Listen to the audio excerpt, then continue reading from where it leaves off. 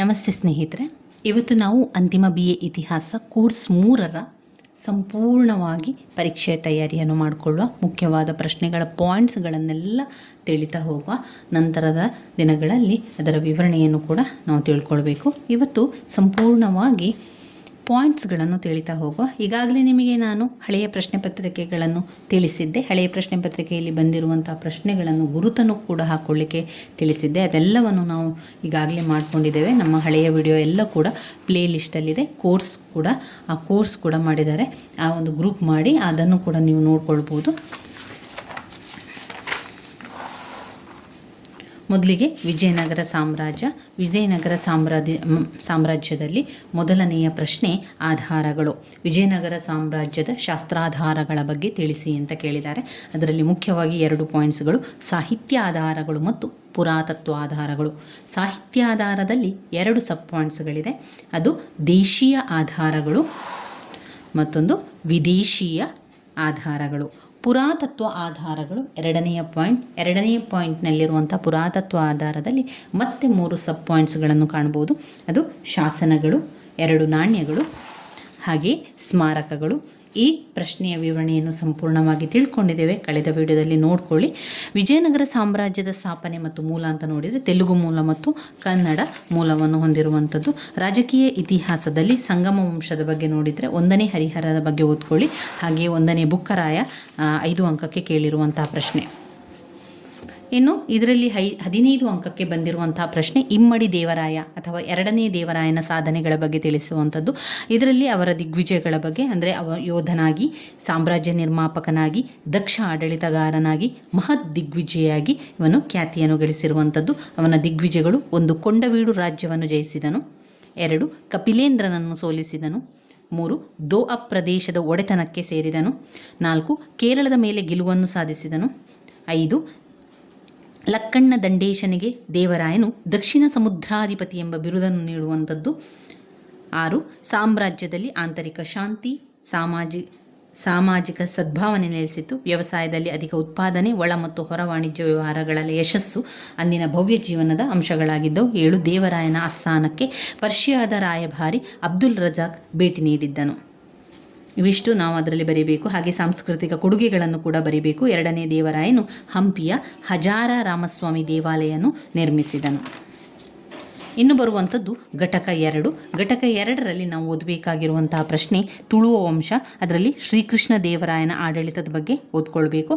ಇದರಲ್ಲಿ ಪಾಯಿಂಟ್ಸ್ಗಳನ್ನು ಕೊಡಲಿಲ್ಲ, ನಾವೇ ಪಾಯಿಂಟ್ಸ್ಗಳನ್ನು ಮಾಡ್ತಾ ಓದ್ತಾ ಹೋಗಬೇಕು. ಮೊದಲನೇ ಪಾಯಿಂಟ್ಸ್: ತುಳುವ ನರಸನಾಯಕ ಈ ಸಂತತಿಯ ಸ್ಥಾಪಕ. ತುಳುವ ನರಸನಾಯಕ ಈ ಸಂತತಿಯ ಸ್ಥಾಪಕ. 2. ಶ್ರೀಕೃಷ್ಣ ಜನ್ಮಾಷ್ಟಮಿ ದಿನದಿಂದ ಶ್ರೀಕೃಷ್ಣ ದೇವರಾಯನು ವಿಜಯನಗರದ ಸಿಂಹಾಸನವನ್ನೇರಿದನು. 3. ಅವನೊಬ್ಬ ದಕ್ಷ ಆಡಳಿತಗಾರನಾಗಿ, ಅಪ್ರತಿಮ ವೀರನಾಗಿ, ಚತುರ ರಾಜ್ಯ ನೀತಿಜ್ಞನಾಗಿ, ಕಲೆ, ಸಾಹಿತ್ಯ, ಧರ್ಮಗಳ ಆರಾಧಕನಾಗಿದ್ದಾನೆ.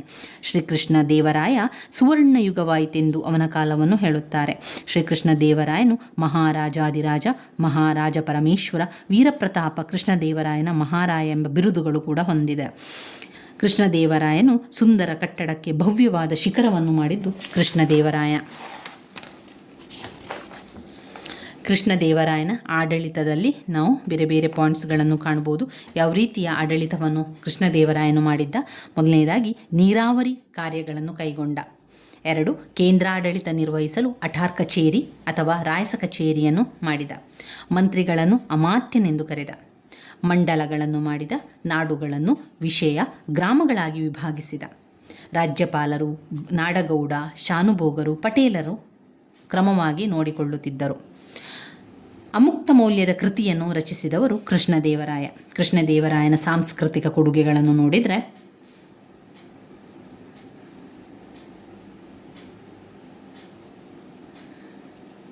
ಕೃಷ್ಣದೇವರಾಯನು ಧಾರ್ಮಿಕವಾಗಿ ಮತಸಹಿಷ್ಣ, ಉದಾರಿಯೂ ಆಗಿದ್ದನು. ಕೃಷ್ಣದೇವರಾಯನು ವೈಷ್ಣವರಾಗಿದ್ದು ಶ್ರೀಕೃಷ್ಣನ ಆರಾಧಕನಾಗಿದ್ದನು. ರಾಜಧಾನಿಯಲ್ಲಿ ವಿಠಲನಿಗೆ ಬಾಲಭವನವೊಂದನ್ನು ನಿರ್ಮಿಸಿದನು. ಉದಾರವಾಗಿ ನೋಡಿದನು. ನವರಂಗ ಮಂಟಪ, ಗೋಪುರಗಳನ್ನು ನಿರ್ಮಾಣ ಮಾಡಿದನು. ಕ್ರೈಸ್ತರಿಗೆ ಚರ್ಚುಗಳನ್ನು, ಮುಸಲ್ಮಾನರಿಗೆ ಮಸೀದಿಗಳನ್ನು ನಿರ್ಮಿಸಿಕೊಟ್ಟನು. ಪ್ರಜೆಗಳಿಗೆ ಪೂರ್ಣ ಧಾರ್ಮಿಕ ಸ್ವಾತಂತ್ರ್ಯವನ್ನು ನೀಡಿದನು. ಕೃಷ್ಣದೇವರಾಯನು ಸ್ವತಃ ಕವಿಯೂ ವಿದ್ವಾಂಸನೂ ಬಹುಭಾಷಾ ಪಂಡಿತನೂ ಆಗಿದ್ದನು. ಅವನ ಆಸ್ಥಾನದಲ್ಲಿ ಅನೇಕ ಜೈನ, ಬ್ರಾಹ್ಮಣ ಹಾಗೂ ವೀರಶೈವ ಕವಿಗಳು ಆಶ್ರಯವನ್ನು ಪಡೆದಿದ್ದರು. ಅಷ್ಟೇ ಅಲ್ಲದೆ ಕೃಷ್ಣದೇವರಾಯನು ತನ್ನ ಆಸ್ಥಾನವನ್ನು 8 ಜನ ಕವಿಗಳಾದ ಅಷ್ಟದಿಗ್ಗಜರಿಂದ ಅಲಂಕಾರ ಕೂಡ ಮಾಡಿಕೊಂಡಿದ್ದನು. ಇವಿಷ್ಟು ಕೃಷ್ಣದೇವರಾಯನ ಆಡಳಿತದಲ್ಲಿ ಬರೀಬೇಕು.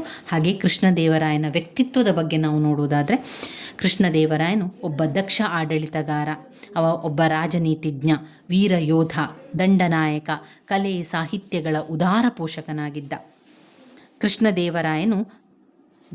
ಕೃಷ್ಣದೇವರಾಯನು ಪಂಡಿತ, ಅವನೊಬ್ಬ ಪಂಡಿತ, ಒಬ್ಬ ನ್ಯಾಯವಾದಿ, ಒಬ್ಬ ಮಹಾ ಆಡಳಿತಗಾರ, ರಾಜರಲ್ಲೆಲ್ಲ ಮಹಾರಾಜ, 3 ಸಮುದ್ರಗಳ ಅಧಿಪತಿ, ಜಗತ್ತಿನ ಅಧಿಪತಿ ಎಂಬ ಬಿರುದು ಕೂಡ ಸಿಕ್ಕಿದೆ ಅವನಿಗೆ.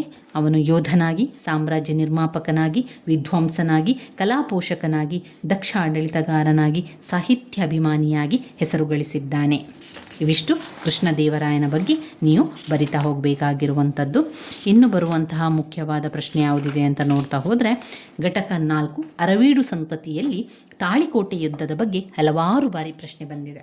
ಹಳೆಯ ಪ್ರಶ್ನೆ ಪತ್ರಿಕೆಯಲ್ಲಿ 2-3 ವರ್ಷಗಳ ಪ್ರಶ್ನೆ ಪತ್ರಿಕೆಯನ್ನು ನೀವು ನೋಡಿದರೆ ಅದರಲ್ಲಿ ನಿಮಗೆ ರಕ್ಕಸ ತಂಗಡಿ ಯುದ್ಧ ಅಥವಾ ತಾಳಿಕೋಟೆ ಯುದ್ಧ ಅಂತ ಬರ್ತದೆ. ಎರಡೂ ಪ್ರಶ್ನೆಯನ್ನು ನೀವು ನೋಡ್ಬೋದು.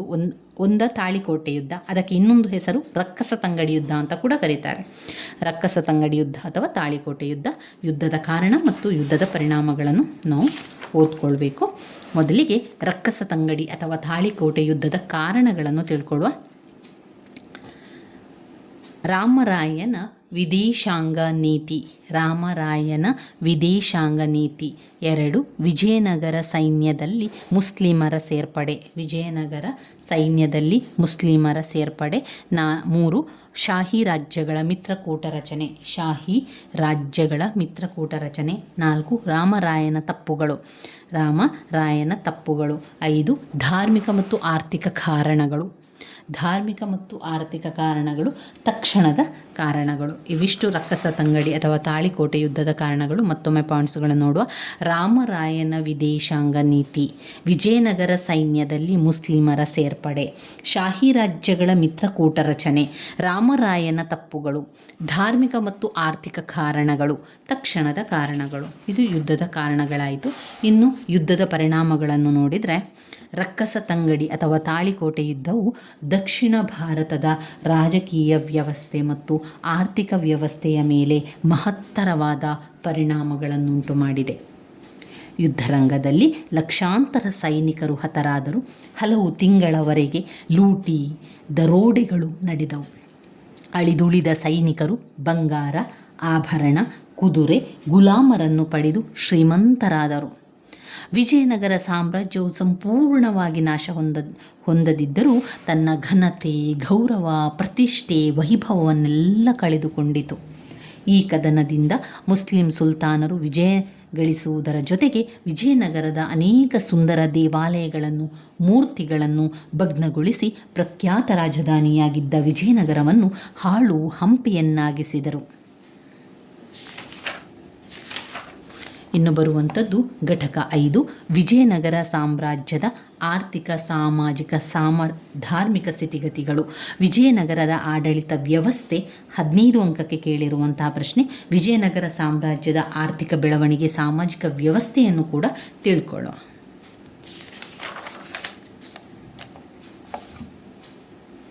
ವಿಜಯನಗರ ಆಡಳಿತ ವ್ಯವಸ್ಥೆಯಲ್ಲಿ 1 ಕೇಂದ್ರಾಡಳಿತ, 2 ಪ್ರಾಂತೀಯ ಆಡಳಿತ, 3 ಸ್ಥಳೀಯ ಆಡಳಿತ, 4 ನಾಯಂಕರ ಪದ್ಧತಿ, 5 ಭೂಕಂದಾಯದ ವ್ಯವಸ್ಥೆ, 6 ನ್ಯಾಯಾಡಳಿತ, 7 ಸೈನ್ಯ ವ್ಯವಸ್ಥೆ.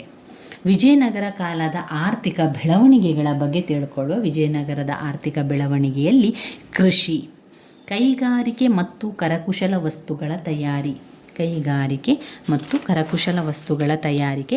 ವ್ಯಾಪಾರ ಮತ್ತು ವಾಣಿಜ್ಯ ನಾಣ್ಯ ಪದ್ಧತಿ ಆರ್ಥಿಕ ವ್ಯವಸ್ಥೆ ಆಯಿತು. ಇನ್ನು ವಿಜಯನಗರ ಕಾಲದ ಸಾಮಾಜಿಕ ವ್ಯವಸ್ಥೆಗಳನ್ನು ನೋಡ್ಕೊಳ್ಳೋದಾದರೆ ಜಾತಿ ಪದ್ಧತಿ, ಸ್ತ್ರೀಯರ ಸ್ಥಾನ, ಸಾಮಾಜಿಕ ಕಟ್ಟುಪಾಡುಗಳು, ಆಹಾರ ಮತ್ತು ಉಡುಪು, ಶಿಕ್ಷಣ. ಇವಿಷ್ಟು ಸಾಮಾಜಿಕ ವ್ಯವಸ್ಥೆಯಲ್ಲಿ ಬಂತು.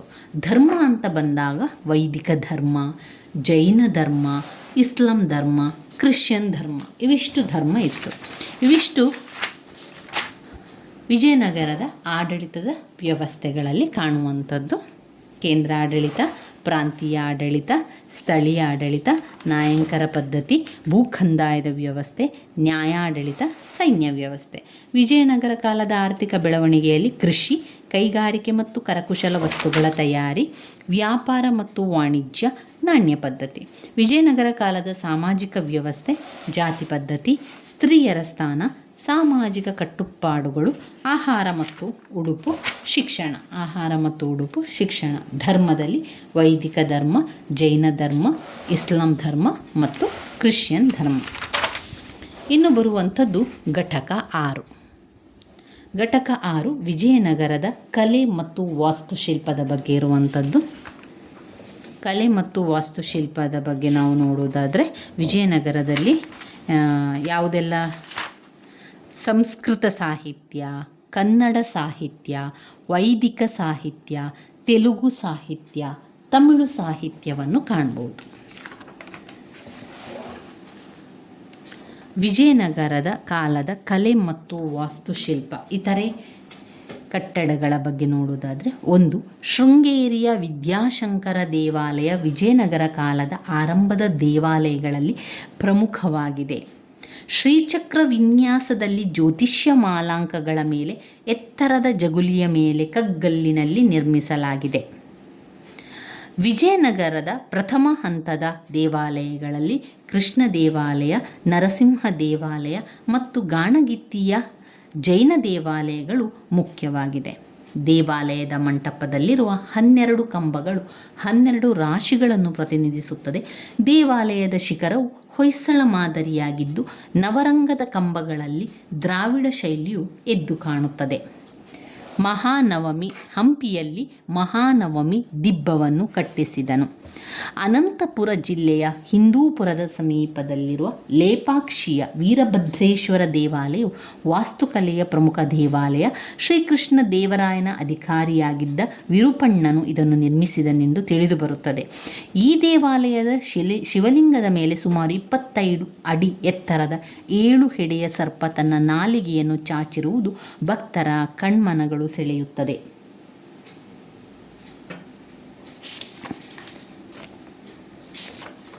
ಇನ್ನು ಸಾಹಿತ್ಯದಲ್ಲಿ ನೋಡುವುದಾದರೆ ಸಂಸ್ಕೃತ ಸಾಹಿತ್ಯ, ಕನ್ನಡ ಸಾಹಿತ್ಯ, ವೈದಿಕ ಸಾಹಿತ್ಯ, ತೆಲುಗು ಸಾಹಿತ್ಯ, ತಮಿಳು ಸಾಹಿತ್ಯ.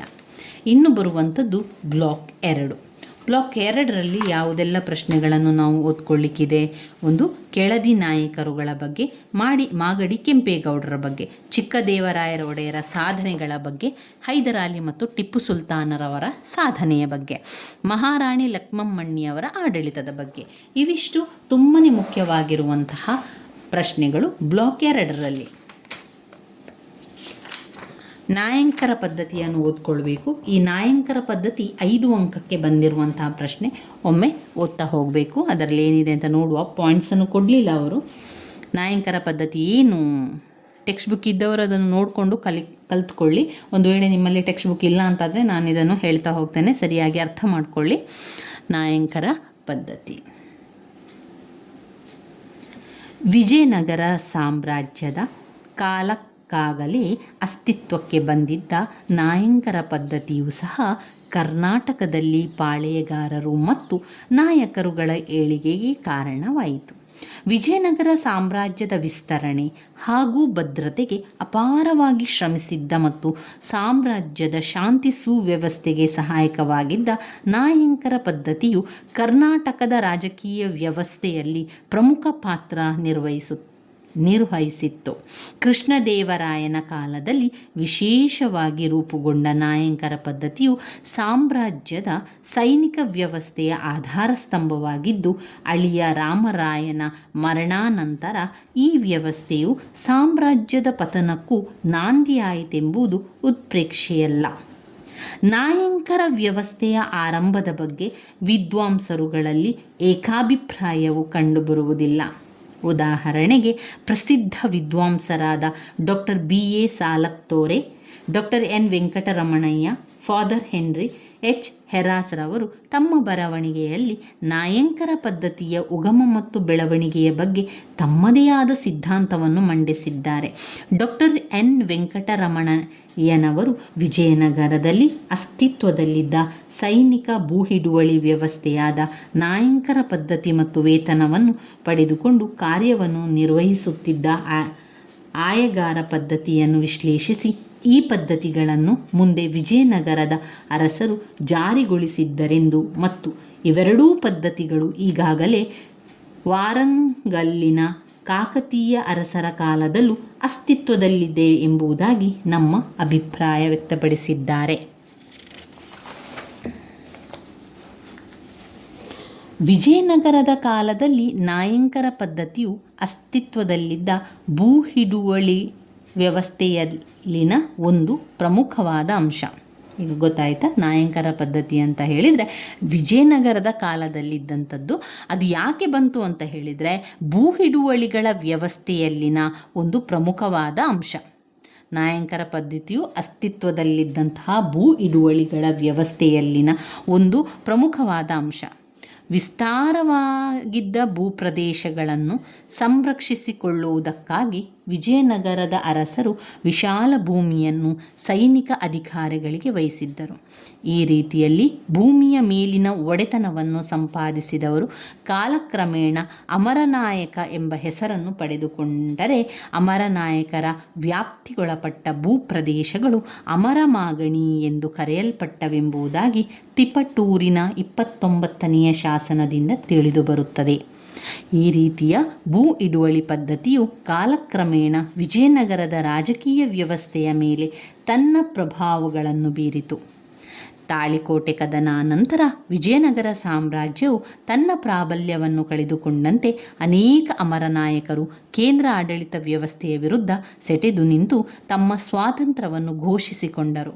ಹೀಗೆ ಒಂದು ನಿರ್ದಿಷ್ಟ ಅಧಿಕಾರ ವ್ಯಾಪ್ತಿಯ ಮತ್ತು ಸೈನಿಕ ಹಾಗೂ ಭೂಕಂದಾಯ ಆಡಳಿತದ ಏಕೀಕೃತ ವ್ಯವಸ್ಥೆಯ ಕೇಂದ್ರ ಅಂಗವಾಗಿದ್ದ ವಿಜಯನಗರ ಸಾಮ್ರಾಜ್ಯವು ಅನೇಕ ಸ್ಥಳೀಯ ಅರೆ ಸ್ವಾತಂತ್ರ್ಯ ಸಂಸ್ಥಾನಗಳಲ್ಲಿ ಛಿದ್ರಗೊಂಡಿತು. ಇದು ಸಹಜವಾಗಿ 17ನೆಯ ಶತಮಾನದ ಉತ್ತರಾರ್ಧ ಮತ್ತು 18ನೆಯ ಶತಮಾನದ ಪೂರ್ವಕಾಲದಲ್ಲಿ ಸ್ಥಳೀಯ ಪ್ರಭುಗಳ ಏಳಿಗೆಗೆ ಪ್ರಮುಖ ಕಾರಣವಾಯಿತು. ನಾಯಂಕರ ಪದ್ಧತಿಗಳಲ್ಲಿ ಬರುವಂಥ ವಿಚಾರ ಅದು. ಇನ್ನು ನಾವು ನೋಡುವಂಥದ್ದು ಘಟಕ 8. ಘಟಕ 8ರಲ್ಲಿ ಕೆಳದಿ ನಾಯಕರು ಮತ್ತು ಮಾಗಡಿ ಯಲಹಂಕ ಪ್ರಭುಗಳು 15 ಅಂಕಕ್ಕೆ, ಎರಡೂ ಕೂಡ 15 ಅಂಕಕ್ಕೆ ಬಂದಿರುವಂಥ ಪ್ರಶ್ನೆ. ಇದರಲ್ಲಿ ಏನವರು ಪಾಯಿಂಟ್ಸನ್ನು ಕೊಡಲಿಲ್ಲ. ನಾವು ಪಾಯಿಂಟ್ಸ್ ಮಾಡ್ತಾ ಮಾಡ್ತಾ ಬರಿತಾ ಹೋಗಬೇಕು.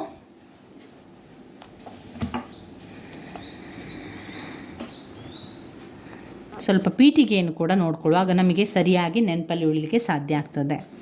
ಕೆಳದಿ ನಾಯಕರು, ಕೆಳದಿ ನಾಯಕನಾದಂಥ ಶಿವಪ್ಪ ನಾಯಕ ಕರ್ನಾಟಕದ ಮಧ್ಯಯುಗ ಮತ್ತು ಆಧುನಿಕ ಯುಗದ ಪ್ರಾರಂಭದಲ್ಲಿ ಅನೇಕ ಸ್ಥಳೀಯ ಸ್ವಾತಂತ್ರ್ಯ ರಾಜ್ಯ ಹಾಗೂ ಸಂಸ್ಥಾನಗಳು ಅಸ್ತಿತ್ವಕ್ಕೆ ಬಂದವು.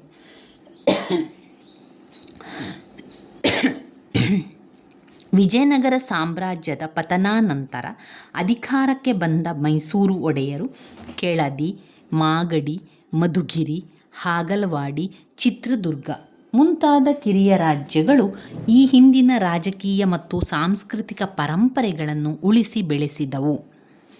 ಕ್ರಿಸ್ತಶಕ 17ನೆಯ ಶತಮಾನದ ಉತ್ತರಾರ್ಧ ಮತ್ತು 18ನೆಯ ಶತಮಾನದ ಪೂರ್ವಾರ್ಧ ಹಾಗೂ ನಂತರದ ಅವಧಿಯಲ್ಲಿ ಕರ್ನಾಟಕದ ಅನೇಕ ಭೌಗೋಳಿಕ ಪ್ರದೇಶಗಳ ಮೇಲೆ ಅನೇಕ ರಾಜಕೀಯ ವಂಶಗಳು ತಮ್ಮ ಅಧಿಕಾರವನ್ನು ಸ್ಥಾಪಿಸಿಕೊಂಡವು.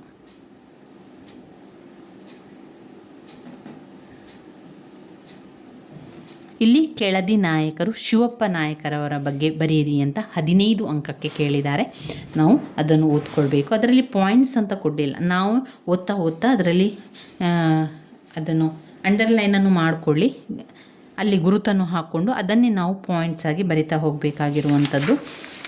ಹಾಗೆಯೇ ಇದರಲ್ಲಿ ಮಾಗಡಿ ನಾಡಪ್ರಭುಗಳ ಬಗ್ಗೆ ಓದ್ಕೊಳ್ಳಿಕ್ಕಿದೆ. ನಾಡಪ್ರಭುಗಳ ಬಗ್ಗೆ ಕೂಡ ಹಾಗೆ ಓದ್ಕೊಳ್ಬೇಕಾಗಿರುವಂಥದ್ದು. ಘಟಕ 9ರಲ್ಲಿ ಕೆಳದಿ ನಾಯಕರ ಆಡಳಿತ ಇದೆ. ಕೆಳದಿ ನಾಯಕರುಗಳಲ್ಲಿ ಕೇವಲ ಕೆಳದಿ ನಾಯಕರ ಬಗ್ಗೆ ಇದೆ, ಮತ್ತು ಆಡಳಿತ ಮತ್ತೊಂದು ಘಟಕದಲ್ಲಿ ಕಾಣ್ಬೋದು. ಕೆಳದಿ ನಾಯಕರು ವಿಜಯನಗರ ಸಾಮ್ರಾಜ್ಯದ ಪತನಾನಂತರ ರಾಜಕೀಯ ಅಧಿಕಾರವನ್ನು ಗಳಿಸಿದ ಅನೇಕ ಸ್ಥಳೀಯ ಪ್ರಭುಗಳಲ್ಲಿ ಕೆಳದಿ ಅಥವಾ ಇಕ್ಕೇರಿ ನಾಯಕರು ಪ್ರಮುಖ ರಾಜವಂಶಸ್ಥರಾಗಿದ್ದರು. ಆಡಳಿತವನ್ನು ನಿರ್ವಹಿಸಿದ ಇವರು ಕೆಳದಿ ನಾಯಕರು ಬಿದನೂರಿನ ನಾಯಕರು ಮತ್ತು ಇಕ್ಕೇರಿಯ ನಾಯಕರು ಎಂದು ಕೂಡ ಪ್ರಸಿದ್ಧರಾಗಿದ್ದಾರೆ. ವಿಜಯನಗರದ ಅಸ್ತಿತ್ವದ ಕಾಲದಲ್ಲಿ ಅದರ ಸಾಮಂತರಾಗಿದ್ದ ಇವರು ವಿಜಯನಗರದ ಪತನಾನಂತರ ತಮ್ಮ ಸ್ವಾತಂತ್ರ್ಯವನ್ನು ಘೋಷಿಸಿಕೊಂಡರು. ಈ ರಾಜವಂಶದವರು ಸುಮಾರು 250 ವರ್ಷಗಳಿಗೂ ಮಿಗಿಲಾಗಿ ಆಡಳಿತವನ್ನು ನಡೆಸಿ ವಿದೇಶಿಯರಾದ ಪೋರ್ಚುಗೀಸರು ಮತ್ತು ಡಚ್ಚರೊಡನೆ ಸೆಣಸಾಡಿದರಲ್ಲದೆ ನೆರೆಯ ಪ್ರಬಲ ರಾಜ್ಯಗಳೊಡನೆಯೂ ಸಹ ಹೋರಾಡಿ ತಮ್ಮ ಅಧಿಕಾರವನ್ನು ವಿಸ್ತರಿಸಿದರು. ಈ ವಂಶದ 16 ಮಂದಿ ಅರಸರು ಮತ್ತು 2 ರಾಣಿಯರು ಕರ್ನಾಟಕದ ಚರಿತ್ರೆ ಮತ್ತು ಸಾಂಸ್ಕೃತಿಕ ಪರಂಪರೆಗೆ ತಮ್ಮದೇ ಆದ ಕೊಡುಗೆಗಳನ್ನು ನೀಡಿದ್ದರಲ್ಲದೆ ಆರ್ಥಿಕ ಪ್ರಗತಿ, ಸಾಮಾಜಿಕ ಐಕ್ಯತೆ, ಧಾರ್ಮಿಕ ಸಹಿಷ್ಣುತೆ ಮುಂತಾದವುಗಳನ್ನು ಕಾಯ್ದುಕೊಂಡು ಬಂದರೆಂದು ಅತ್ಯಂತ ಗಮನಾರ್ಹವಾದ ವಿಷಯ. ಇನ್ನು ಕೆಳದಿ ನಾಯಕರ ಆಡಳಿತವನ್ನು ಇಲ್ಲಿಯೇ ಮತ್ತೊಂದು ಘಟಕದಲ್ಲಿ ಕೊಟ್ಟಿದ್ದಾರೆ. ಅದನ್ನು ನೀವು ಇಲ್ಲಿ ನೋಡಿಕೊಳ್ಳಿ. ಪುಟ ಸಂಖ್ಯೆ 70ಕ್ಕೆ ಬನ್ನಿ. ಪುಟ ಸಂಖ್ಯೆ 70ರಲ್ಲಿ ಕೆಳದಿ ನಾಯಕರ ಆಡಳಿತವನ್ನು ಕೊಟ್ಟಿದ್ದಾರೆ. ಯಾವ ರೀತಿ ಆಡಳಿತವನ್ನು ನಡೆಸಿದ್ದಾರೆ ಎನ್ನುವಂಥದ್ದು. ಕೆಳದಿ ನಾಯಕರ ಆಳ್ವಿಕೆಯಲ್ಲಿ ರಾಜಪ್ರಭುತ್ವವು ಅಸ್ತಿತ್ವದಲ್ಲಿದ್ದು ಪ್ರಜೆಗಳು ಮತ್ತು ರಾಜ್ಯದ ರಕ್ಷಣೆ ರಾಜನ ಪ್ರಮುಖ ಹೊಣೆಗಾರಿಕೆಯಾಗಿತ್ತು. ಶಿಷ್ಟ ರಕ್ಷಕ ಹಾಗೂ ದುಷ್ಟ ಶಿಕ್ಷಕ ಈ ರಾಜ್ಯ ಸಿದ್ಧಾಂತವನ್ನು ಅಳವಡಿಸಿಕೊಂಡಿದ್ದ. ಸ್ಥಳೀಯ ರಾಜಮನೆತನಗಳು ತಮ್ಮ ರಾಜ್ಯದ ಶಾಂತಿ ಸುವ್ಯವಸ್ಥೆಯನ್ನು ಕಾಯ್ದುಕೊಳ್ಳುವುದರೊಂದಿಗೆ ಕೃಷಿ, ನೀರಾವರಿ, ಕೈಗಾರಿಕೆ, ಕುಶಲಕಲೆ, ವಾಣಿಜ್ಯ ವ್ಯಾಪಾರ ಮುಂತಾದವುಗಳ ಅಭಿವೃದ್ಧಿಗಾಗಿ ರಾಜ್ಯಾಡಳಿತ ಯಂತ್ರವನ್ನು ಅತ್ಯಂತ ಜವಾಬ್ದಾರಿಯಿಂದ ಮುನ್ನಡೆಸುತ್ತಿದ್ದರು. ಸಾಮಾನ್ಯವಾಗಿ ರಾಜನು ತನ್ನ ಜೀವಿತ ಕಾಲದಲ್ಲಿಯೇ ಯುವರಾಜ ಅಥವಾ ತನ್ನ ಉತ್ತರಾಧಿಕಾರಿಯನ್ನಾಗಿ ಆರಿಸುವ ಪದ್ಧತಿ ಜಾರಿಯಲ್ಲಿತ್ತು. ಮಂತ್ರಿಮಂಡಲ ಮತ್ತು ಸಚಿವಾಲಯದ ಶ್ರೇಣೀಕೃತ ಅಧಿಕಾರಶಾಹಿ ಹಾಗೂ ನೌಕರರ ಸಹಾಯದಿಂದ ರಾಜನು ಆಡಳಿತವನ್ನು ಯಶಸ್ವಿಯಾಗಿ ನಿರ್ವಹಿಸುತ್ತಿದ್ದನು. ಆಡಳಿತದ ಹಿತದೃಷ್ಟಿಯಿಂದ ರಾಜ್ಯವನ್ನು ಮಂಡಲ ಅಥವಾ ಪ್ರಾಂತ್ಯಗಳನ್ನಾಗಿ ವಿಂಗಡಿಸಲಾಗಿತ್ತು. ಸಮಕಾಲೀನ ಶಾಸನಗಳು ಕಂಪಣ, ಸೀಮೆ, ನಾಡು, ಸ್ಥಳ, ವೆಂತೆ, ಹೋಬಳಿ, ಪೇಟೆ, ಗ್ರಾಮಗಳಿಂದ ವಿವಿಧ ಆಡಳಿತ ವಿಭಾಗಗಳ ಬಗ್ಗೆ ಮಾಹಿತಿಯನ್ನು ನೀಡಲಾಗುತ್ತದೆ. ಇಲ್ಲಿ ಸೈನಿಕ, ಕಂದಾಯ, ನ್ಯಾಯಾಂಗ ಮುಂತಾದ ಆಡಳಿತ ನಿರ್ವಹಣೆಯಲ್ಲಿ ಹಿಂದಿನಿಂದಲೂ ಜಾರಿಯಲ್ಲಿದ್ದ ಪದ್ಧತಿಗಳನ್ನೇ ಮುಂದುವರಿಸಿಕೊಂಡು ಬಂದರು. ಉದಾಹರಣೆಗೆ ಕೇಂದ್ರ ಸರಕಾರದ ಸ್ಥಾಯಿ ಸೈನ್ಯಕ್ಕೆ ಅವಶ್ಯಕ ನೆರವನ್ನು ತುರ್ತು ಸಂದರ್ಭಗಳಲ್ಲಿ ಒದಗಿಸುವುದು ಪ್ರಾಂತ್ಯ ಮತ್ತು ನಾಡ ಅಧಿಕಾರಿಗಳ ಆದ್ಯ ಕರ್ತವ್ಯವಾಗಿತ್ತು. ಕಂದಾಯ ಮತ್ತು ನ್ಯಾಯಾಂಗ ವ್ಯವಸ್ಥೆಗಳಲ್ಲೂ ಹಿಂದಿನ ಪರಂಪರೆಯನ್ನೇ ಅನುಷ್ಠಾನಗೊಳಿಸಲಾಗಿದ್ದರೂ ಸಂದರ್ಭಕ್ಕನುಗುಣವಾಗಿ ಕೆಲವು ಸುಧಾರಣೆಗಳನ್ನು ಸಹ ಜಾರಿಗೆ ತರಲಾಗಿತ್ತು. ಉದಾಹರಣೆಗೆ ಕೆಳದಿಯ ನಾಯಕರು ತಮ್ಮ ಕಂದಾಯ ಆಡಳಿತ ಸುಧಾರಣೆಗೆ ಹೆಸರಾಗಿದ್ದರು. ಈ ರಾಜವಂಶದ ಪ್ರಸಿದ್ಧ ಅರಸನಾಗಿದ್ದ ಶಿವಪ್ಪ ನಾಯಕನು ಭೂಕಂದಾಯವನ್ನು ನಿಷ್ಕರ್ಷಿಸುವ ಸಲುವಾಗಿ ಶಿಸ್ತು ವ್ಯವಸ್ಥೆಯನ್ನು ಅಳವಡಿಸಿದ್ದನು. ಶಿವಪ್ಪ ನಾಯಕನ ಶಿಸ್ತು ಎಂದೇ ಹೆಸರಾಗಿದ್ದ ಕಂದಾಯ ಆಡಳಿತ ವ್ಯವಸ್ಥೆಯು ದೋಷರಹಿತವಾಗಿತ್ತು. ಶಿವಪ್ಪ ನಾಯಕನು ಭೂಕಂದಾಯವನ್ನು ನಿಷ್ಕರ್ಷಿಸಿ ಸುಧಾರಿತ ಶಿಸ್ತನ್ನು ಅಳವಡಿಸಿದನು. ಅದರಂತೆ ಕಂದಾಯವನ್ನು ನಿಗದಿಪಡಿಸುವ ಮುನ್ನ ಭೂಮಿಯನ್ನು ಅದರ ಫಲವತ್ತತೆಯ ಆಧಾರದ ಮೇರೆಗೆ 5 ಭಾಗಗಳಾಗಿ ವಿಂಗಡಿಸಲಾಯಿತು. ಉತ್ತಮ ಭೂಮಿ ಅಥವಾ ಕಪ್ಪು ಮಣ್ಣಿನ ಭೂಮಿ, ಅಥವಾ ಮರಳಿನ ಅಂಶವನ್ನು ಹೊಂದಿರುವ ಕಪ್ಪು ಮಣ್ಣಿನ ಭೂಮಿ. 2 ಮಧ್ಯಮ ಅಥವಾ ಮಿಶ್ರ ಬಣ್ಣದ ಮಣ್ಣನ್ನು ಹೊಂದಿರುವ ಭೂಮಿ. 3 ಕಾಮೋಸ್ಟ್ ಅಥವಾ ಹೆಚ್ಚು ಅಥವಾ ಕಡಿಮೆ ಫಲವತ್ತತೆಯನ್ನು ಹೊಂದಿರುವ ಭೂಮಿ. 4 ಅಧಮ ಅಥವಾ ನೀರು ರಹಿತ ಮಣ್ಣನ್ನು ಹೊಂದಿರುವ ಭೂಪ್ರದೇಶ. ಅಧಮ ಅಥವಾ ಕನಿಷ್ಠ ಫಲವತ್ತತೆಯ ಗುಣವನ್ನು ಹೊಂದಿರುವ ಮಣ್ಣಿನ ಭೂಮಿ. ಈ ಒಂದು ವರ್ಗದ ಒಂದಷ್ಟು ಭೂಮಿಯನ್ನು ಸತತವಾಗಿ 12 ವರ್ಷಗಳ ಕಾಲ ಸಾಗುವಳಿ ಮಾಡಲಾಯಿತು. ಸಾಗುವಳಿಯಲ್ಲಿ ತಳಿಗಳು ಮತ್ತು ಉಂಟಾದ ಖರ್ಚನ್ನು ದಾಖಲಿಸಿ ಸಾಗುವಳಿಯಿಂದ ಬರುವಂತಹ ಉತ್ಪನ್ನ ಇದೆಯಲ್ಲ ಅದನ್ನೆಲ್ಲ ಅಳೆತಾ ಇದ್ರು. ಈ ಭೂಮಿಯಿಂದ ದೊರಕುವಂತಹ ಒಂದು ಉತ್ಪನ್ನದ 1/3 ಭಾಗವನ್ನು ಸರಕಾರಕ್ಕೆ ಭೂಕಂದಾಯವೆಂದು ನಿಗದಿಪಡಿಸಿತ್ತು. ಈ ವ್ಯವಸ್ಥೆಯೇ ಶಿವಪ್ಪ ನಾಯಕನ ಶಿಸ್ತು ಎಂದು ಕರೆಯಲ್ಪಟ್ಟು ಕೊನೆಯವರೆಗೂ ಮುಂದುವರಿಸಿಕೊಂಡು ಬರಲಾಗಿದೆ. ಭೂಕಂದಾಯವಲ್ಲದೆ ರಾಜ್ಯಾದಾಯದ ಸಂಗ್ರಹಣೆಗಾಗಿ ಅನೇಕ ಬಗೆಯ ತೆರಿಗೆ ಮತ್ತು ಸುಂಕಗಳನ್ನು ಕೆಳದಿಯ ಅರಸರು ವಿಧಿಸಿದ್ದರು. ಅಸ್ತಿತ್ವದಲ್ಲಿದ್ದ ವಿವಿಧ ತೆರಿಗೆಗಳು, ವಾರಸುದಾರರಿಲ್ಲದ ಆಸ್ತಿ, ತಪ್ಪು ದಂಡಗಳು, ವೃತ್ತಿ ತೆರಿಗೆ, ಕಪ್ಪ ಕಾಣಿಕೆ ಈ ಎಲ್ಲವೂ ಕೂಡ ಒಂದು ಸರಕಾರದ ಮೂಲ ವರಮಾನ ಆಯಿತು.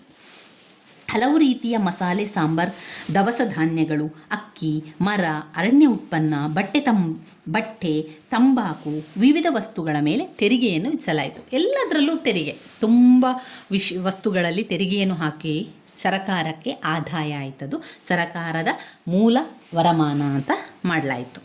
ಕೆಳದಿಯ ಅರಸರು ವಿದೇಶಿ ವರ್ತಕರೊಂದಿಗೆ, ಮುಖ್ಯವಾಗಿ ಪೋರ್ಚುಗೀಸರೊಂದಿಗೆ ಉತ್ತಮ ಮತ್ತು ಸೌಹಾರ್ದ ವ್ಯಾಪಾರ ಸಂಪರ್ಕವನ್ನು ಸಾಧಿಸಿದ್ದರು. ವಿದೇಶಿ ಯಾತ್ರಿಕರಾದ ಪಿಯತ್ರೋ ಡಿಲ್ಲೋವಲಾವಲಾ, ಪೀಟರ್ ಮಂಡಿ, ಥಾಮಸ್ ರಾಬಿನ್ಸನ್ ಮೊದಲಾದವರು ಕೆಳದಿಯ ರಾಜ್ಯಕ್ಕೆ ಭೇಟಿ ನೀಡಿದ್ದು ತಮ್ಮ ಬರವಣಿಗೆಯಲ್ಲಿ ಸಮಕಾಲೀನ ರಾಜಕೀಯ, ಸಾಮಾಜಿಕ, ಆರ್ಥಿಕ ಮುಂತಾದ ಸ್ಥಿತಿಗತಿಯ ಬಗ್ಗೆ ಹೆಚ್ಚಿನ ಬೆಳಕನ್ನು ಚೆಲ್ಲಿದ್ದಾರೆ. ಮತ್ತೋರ್ವ ವಿದೇಶಿ ಯಾತ್ರಿಕನಾದ ಅಲೆಕ್ಸಾಂಡರ್ ಹ್ಯಾಮಿಲ್ಟನ್ನ ಬರಹಗಳು ಸಮಕಾಲೀನ ಚಾರಿತ್ರಿಕ ಸಂರಕ್ಷಣಾ ಕ್ರಮಗಳ ಬಗ್ಗೆ ವಿವರಣೆಗಳನ್ನು ಕೂಡ ನೀಡುತ್ತದೆ. ಇಲ್ಲಿ ಬರುವಂಥದ್ದು ಮಾಗಡಿ ನಾಡಪ್ರಭುಗಳ ಆಡಳಿತ. ಅದು ನಮ್ಮ ಹಿಂದಿನ ಒಂದು ಘಟಕದಲ್ಲಿ ನಾವು ಕಾಣ್ಬೋದು. ಹಿಂದಿನ ಘಟಕದಲ್ಲಿ ಮೊದಲಿಗೆ ಪರಿಚಯ ಇದೆ ನೋಡಿ, ಮಾಗಡಿ ನಾಡಪ್ರಭುಗಳ ಪರಿಚಯ ಇದೆ. ಇದು ಕೂಡ 15 ಅಂಕಕ್ಕೆ ಕೇಳಿರುವಂತಹ ಪ್ರಶ್ನೆ, ಪುಟ ಸಂಖ್ಯೆ 66ರಲ್ಲಿದೆ. ಇದರ ಮುಂದುವರಿದ ಭಾಗ ಮುಂದಿನ ಘಟಕದಲ್ಲಿ ಇರುವಂಥದ್ದು. ಮಾಗಡಿ ನಾಡಪ್ರಭುಗಳ ಬಗ್ಗೆ ತಿಳ್ಕೊಳ್ಳುವ. ಮಾಗಡಿ ನಾಡಪ್ರಭುಗಳ ಬಗ್ಗೆ ಮತ್ತು ಮಾಗಡಿ ನಾಡಪ್ರಭುಗಳ ಆಡಳಿತದ ಬಗ್ಗೆ ಇರುವಂಥದ್ದು. ಇಲ್ಲಿ ಘಟಕ 8ರಲ್ಲಿ ಮಾಗಡಿ ನಾಡಪ್ರಭುಗಳ ಬಗ್ಗೆ ಪರಿಚಯ ಇದೆ. ಹಾಗೆ ಕೆಳದಿ ನಾಯಕರ ಆಡಳಿತದ ಕೆಳದಿ ನಾಯಕ ಶಿವಪ್ಪ ನಾಯಕರ ಪರಿಚಯ. ಅದಾದ ಮೇಲೆ ಘಟಕ 9ರಲ್ಲಿ ಎರಡೂ ರಾಜರ ಒಂದು ಆಡಳಿತದ ಬಗ್ಗೆ ಕೂಡ ಕೊಟ್ಟಿದ್ದಾರೆ. ಇವಾಗ ನಾವು ಮಾಗಡಿ ನಾಡಪ್ರಭುಗಳ ಆಡಳಿತದ ಬಗ್ಗೆ ತಿಳ್ಕೊಳ್ಳೋಣ. ಮೊದಲು ಅವರ ಪರಿಚಯವನ್ನು ಮಾಡಿಕೊಳ್ಳುವ, ನಂತರ ಆಡಳಿತದ ಬಗ್ಗೆ ತಿಳ್ಕೊಳ್ಳೋಣ.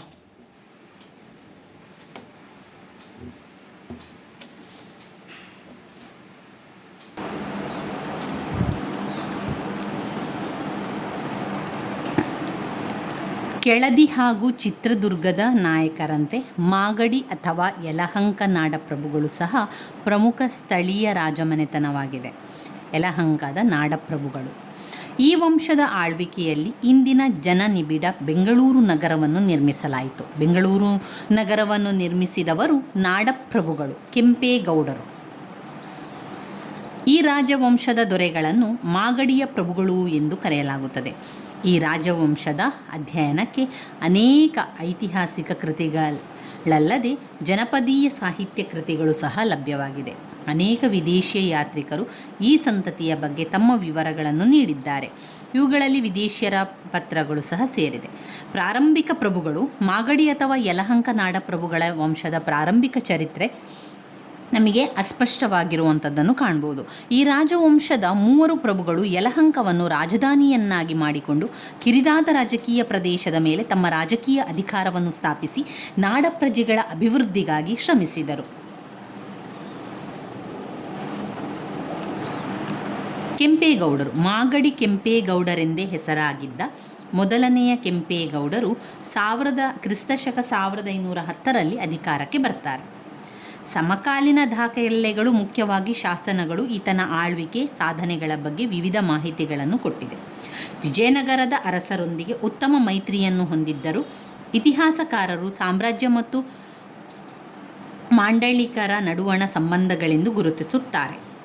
ಇಂದಿನ ಬೆಂಗವಲೂರು ಅಥವಾ ಬೆಂಗಳೂರು ನಗರದ ತಳಹದಿಯನ್ನು ನಿರ್ಮಿಸಲಾಯಿತು. ವಿಜಯನಗರದ ಚಕ್ರವರ್ತಿಯಾಗಿದ್ದ ಅಚ್ಯುತರಾಯನು ವರ್ಷಂಪ್ರತಿ 30,000 ವರಹಗಳ ಆದಾಯವಿದ್ದ 12 ಹೋಬಳಿಗಳನ್ನು ಕೆಂಪೇಗೌಡನಿಗೆ ಅವನ ಸೇವೆಯನ್ನು ಮನ್ನಿಸಿ ಉಡುಗೊರೆಯಾಗಿ ನೀಡಿದ್ದನೆಂದು ಶಾಸನಗಳಿಂದ ತಿಳಿದು ಬರ್ತದೆ. ರಾಜ್ಯ ವಿಸ್ತರಣೆಗಾಗಿ ನೆಲಮಂಗಲ ಸಮೀಪದಲ್ಲಿರುವ ಶಿವಗಂಗೆಯನ್ನು ಕ್ರಿಸ್ತಶಕ 1550ರಲ್ಲಿ ಮುತ್ತಿಗೆ ಹಾಕಿ ಅದನ್ನು ವಶಪಡಿಸಿಕೊಂಡನು.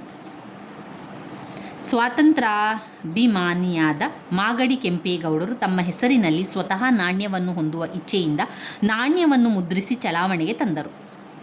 ಮೊದಲನೇ ಕೆಂಪೇಗೌಡರ ಈ ರೀತಿಯ ದಾಷ್ಟ್ಯ ವಿಜಯನಗರದ ಚಕ್ರವರ್ತಿಗೆ ಸರಿತೋರಲಿಲ್ಲ. ಆದುದರಿಂದ ಅವನನ್ನು ಬಂಧಿಸಿ 5 ವರ್ಷಗಳ ಸೆರೆವಾಸದ ತರುವಾಯ ಅಪಾರ ಮೊತ್ತದ ಪೊಗದಿಯನ್ನು ವಸೂಲಿ ಮಾಡಿ ಬಿಡುಗಡೆ ಮಾಡಲಾಯಿತು.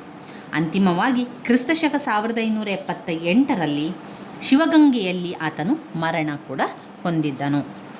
ಇನ್ನು ಮಾಗಡಿ ನಾಡಪ್ರಭುಗಳು ಕೆಂಪೇಗೌಡರ ಆಡಳಿತ ನೋಡುವುದಾದರೆ ಘಟಕ 9ರಲ್ಲಿ ಬರಬೇಕು. ಘಟಕ 9ರಲ್ಲಿ ಕೆಳದಿ ನಾಯಕರ ಆಡಳಿತ, ಚಿತ್ರದುರ್ಗ ನಾಯಕರ ಆಡಳಿತ, ಮಾಗಡಿ ಪ್ರಭುಗಳ ಆಡಳಿತವನ್ನು ಕಾಣ್ಬೋದು.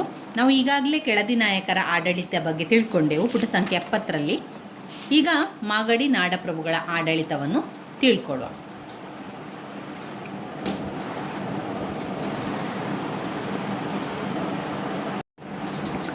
ಮಾಗಡಿ ನಾಡಪ್ರಭುಗಳ ಆಡಳಿತದ ಬಗ್ಗೆ ತಿಳಿತಾ ಹೋಗಬೇಕು. ಮಾಗಡಿ ನಾಡಪ್ರಭುಗಳು ಸಹ ವಿಜಯನಗರ ಸಾಮ್ರಾಜ್ಯದ ಆಡಳಿತ ಪದ್ಧತಿಯನ್ನೇ ಮುಂದುವರಿಸಿಕೊಂಡು ಬಂದರು. ಗ್ರಾಮಾಡಳಿತಕ್ಕೆ ಹೆಚ್ಚಿನ ಪ್ರಾಧಾನ್ಯತೆ ನೀಡಿದ್ದ ಇವರು ನಾಡಗೌಡ, ಪ್ರಭುಗೌಡ, ಗಾವುಂಡ ಮೊದಲಾದ ಅಧಿಕಾರ ವರ್ಗದವರಿಗೆ ವಿಶೇಷ ಆದ್ಯತೆ ನೀಡಿದ್ದರೆಂಬುದಾಗಿ ಶಾಸನಗಳಿಂದ ತಿಳಿದು ಬರುತ್ತದೆ. ಮಾಗಡಿ ಪ್ರಭುಗಳ ಆಡಳಿತದಲ್ಲಿ ರಾಜಪ್ರಭುತ್ವವು ಅಸ್ತಿತ್ವದಲ್ಲಿದ್ದು ಪ್ರಜೆಗಳು ಮತ್ತು ರಾಜ್ಯ ರಕ್ಷಣೆ ರಾಜನ ಪ್ರಮುಖ ಹೊಣೆಗಾರಿಕೆಯಾಗಿತ್ತು. ವಿಜಯನಗರ ಮಾದರಿಯಂತೆ ಶಿಷ್ಟ ರಕ್ಷಕ ಮತ್ತು ದುಷ್ಟ ಶಿಕ್ಷಕ ರಾಜ್ಯ ಸಿದ್ಧಾಂತವನ್ನು ಅಳವಡಿಸಿಕೊಂಡಿದ್ದ ಈ ಸ್ಥಳೀಯ ರಾಜಮನೆತನವು ತಮ್ಮ ರಾಜ್ಯದ ಶಾಂತಿ ಹಾಗೂ ಕಾನೂನು ಸುವ್ಯವಸ್ಥೆಯನ್ನು ಕಾಯ್ದುಕೊಳ್ಳುವುದರೊಂದಿಗೆ ಕೃಷಿ, ನೀರಾವರಿ, ಕೈಗಾರಿಕೆ, ಕರಕುಶಲತೆ, ವಾಣಿಜ್ಯ, ವ್ಯಾಪಾರ ಮುಂತಾದ ಅಭಿವೃದ್ಧಿಗಾಗಿ ರಾಜ್ಯಾಡಳಿತ ಯಂತ್ರವನ್ನು ಅತ್ಯಂತ ಜವಾಬ್ದಾರಿಯಿಂದ ಮುನ್ನಡೆಸುತ್ತಿದ್ದರು. ಸಾಮಾನ್ಯವಾಗಿ ರಾಜನು ತನ್ನ ಜೀವಿತ ಕಾಲದಲ್ಲಿಯೇ ಯುವರಾಜ ಅಥವಾ ತನ್ನ ಉತ್ತರಾಧಿಕಾರಿಯನ್ನಾಗಿ ಆರಿಸುವ ಪದ್ಧತಿ ಜಾರಿಯಲ್ಲಿತ್ತು. ಮಂತ್ರಿಮಂಡಲ, ಸಚಿವಾಲಯದ ಶ್ರೇಣೀಕೃತ ಅಧಿಕಾರಶಾಹಿ ಹಾಗೂ ನೌಕರರ ಸಹಾಯದಿಂದ ರಾಜನು ಆಡಳಿತವನ್ನು ಯಶಸ್ವಿಯಾಗಿ ನಿರ್ವಹಿಸುತ್ತಿದ್ದನು. ಆಡಳಿತದ ಹಿತದೃಷ್ಟಿಯಿಂದ ರಾಜ್ಯವನ್ನು ಅನೇಕ ಪ್ರಾಂತ್ಯಗಳನ್ನಾಗಿ ವಿಂಗಡಿಸಲಾಗಿತ್ತು. ಸಮಕಾಲೀನ ಶಾಸನಗಳು ಕಂಪಣ್ಣ, ಸೀಮೆ, ನಾಡು, ಸ್ಥಳ, ವೆಂತೆ, ಹೋಬಳಿ, ಪೇಟೆ, ಗ್ರಾಮಗಳೆಂಬ ವಿವಿಧ ಆಡಳಿತ ವಿಭಾಗ ಕೂಡ ಇತ್ತು. ಇದು ನಾವು ಕೆಳದಿ ನಾಯಕರ, ಶಿವಪ್ಪ ನಾಯಕರ ಆಡಳಿತ ರೀತಿಯಲ್ಲಿಯೇ ನಾಡಪ್ರಭುಗಳ ಆಡಳಿತ ಕೂಡ ಕಾಣ್ಬೋದು. ಅದರಿಂದ ಎರಡೂ ಕೂಡ ಸ್ವಲ್ಪ ವ್ಯತ್ಯಾಸಗಳಿದೆ ಅಷ್ಟೇ ಹೊರತು ಬೇರೇನೂ ದೊಡ್ಡ ವ್ಯತ್ಯಾಸ ಇಲ್ಲ. ಅದನ್ನೇ ಸರಿಯಾಗಿ ಕಲಿತುಕೊಂಡ್ರೆ ಎರಡಕ್ಕೂ ಕೂಡ ಅದೇ ರೀತಿಯಲ್ಲಿ ಉತ್ತರವನ್ನು ಬರೀಲಿಕ್ಕೆ ಸಾಧ್ಯ ಆಗ್ತದೆ. ಇನ್ನು ಬರುವಂಥದ್ದು ಘಟಕ 10. ಘಟಕ 10 ಚಿಕ್ಕದೇವರಾಜ ಒಡೆಯರ ಸಾಧನೆಗಳು. ಚಿಕ್ಕದೇವರಾಜ ಒಡೆಯರ ಸಾಧನೆಗಳನ್ನು ನೋಡಿಕೊಳ್ಳುವ. ಸೈನಿಕ ಸಾಧನೆಗಳನ್ನು ಮಾಡಿದ್ದಾರೆ. ಮೈಸೂರು ಮತ್ತು ಮರಾಠ ಸಂಬಂಧಗಳಿತ್ತು, ಮೈಸೂರು ಮತ್ತು ಮೊಘಲರ ಸಂಬಂಧಗಳಿತ್ತು, ಬೆಂಗಳೂರಿನ ಪತನವನ್ನು ಮಾಡಿರುವಂಥದ್ದು, ಮೈಸೂರು ಮತ್ತು ಇಕ್ಕೇರಿ ಸಂಬಂಧಗಳು ಕೂಡ ಇದ್ದವು. ಚಿಕ್ಕದೇವರಾಜ ಒಡೆಯರ ಆಡಳಿತ ಸುಧಾರಣೆಗಳಲ್ಲಿ ಬಾರ್ಬಲೂತಿ ವ್ಯವಸ್ಥೆ ಇತ್ತು, ಅಠಾರ್ ಕಚೇರಿ ಆಡಳಿತ ವ್ಯವಸ್ಥೆ ಇತ್ತು.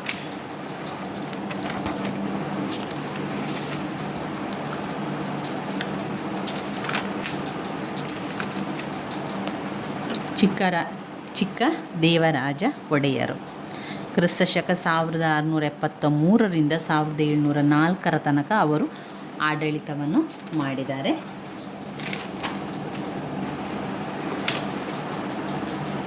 ಚಿಕ್ಕದೇವರಾಜ ಒಡೆಯರ ಸಾಧನೆಗಳು ನೋಡಿದರೆ, ಚಿಕ್ಕದೇವರಾಜ ಒಡೆಯರ ಸೈನಿಕ ಸಾಧನೆಗಳನ್ನು ಮಾಡಿದ್ದಾರೆ.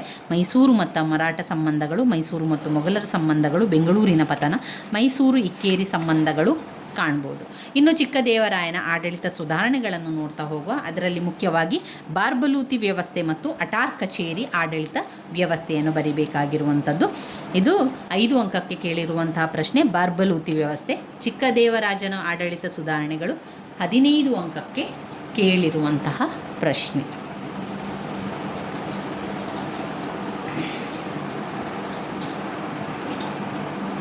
ವಿಶಾಲಾಕ್ಷ ಪಂಡಿತ, ತಿರುಮಲಯ್ಯಂಗಾರ್, ಷಡಕ್ಷರಯ್ಯ, ಚಿಕ್ಕುಪಾಧ್ಯಾಯ ಮತ್ತು ಕರ್ಣಿಕ ಲಿಂಗಣ್ಣಯ್ಯನರನ್ನು ಒಳಗೊಂಡ ಮಂತ್ರಿಮಂಡಲದ ಸಹಾಯದಿಂದ ಚಿಕ್ಕದೇವರಾಜ ಒಡೆಯರು ಆಡಳಿತವನ್ನು ಮಾಡ್ತಾ ಇದ್ದರು.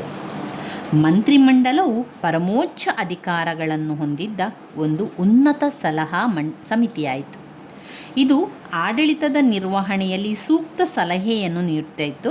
ಯುದ್ಧಗಳ ಸಮಯದಲ್ಲಿ ದಳವಾಯಿಗಳು ಪ್ರಮುಖ ಪಾತ್ರವನ್ನು ನಿರ್ವಹಿಸುತ್ತಿದ್ದು, ರಾಜ್ಯದ ಸೈನ್ಯದ ಮೇಲ್ವಿಚಾರಣೆಯನ್ನು ಕೂಡ ಅವರು ನಿರ್ವಹಿಸ್ತಾ ಇದ್ದರು. ರಾಜ್ಯದ ಟಂಕಸಾಲೆ, ರಾಜ್ಯಕೋಶ, ಇನ್ನಿತರ ಕೆಲವು ಪ್ರಮುಖ ಇಲಾಖೆಗಳಿದ್ದು ಸಮಾನ ಅಧಿಕಾರಗಳನ್ನು ಚಲಾಯಿಸುತ್ತಿದ್ದವು.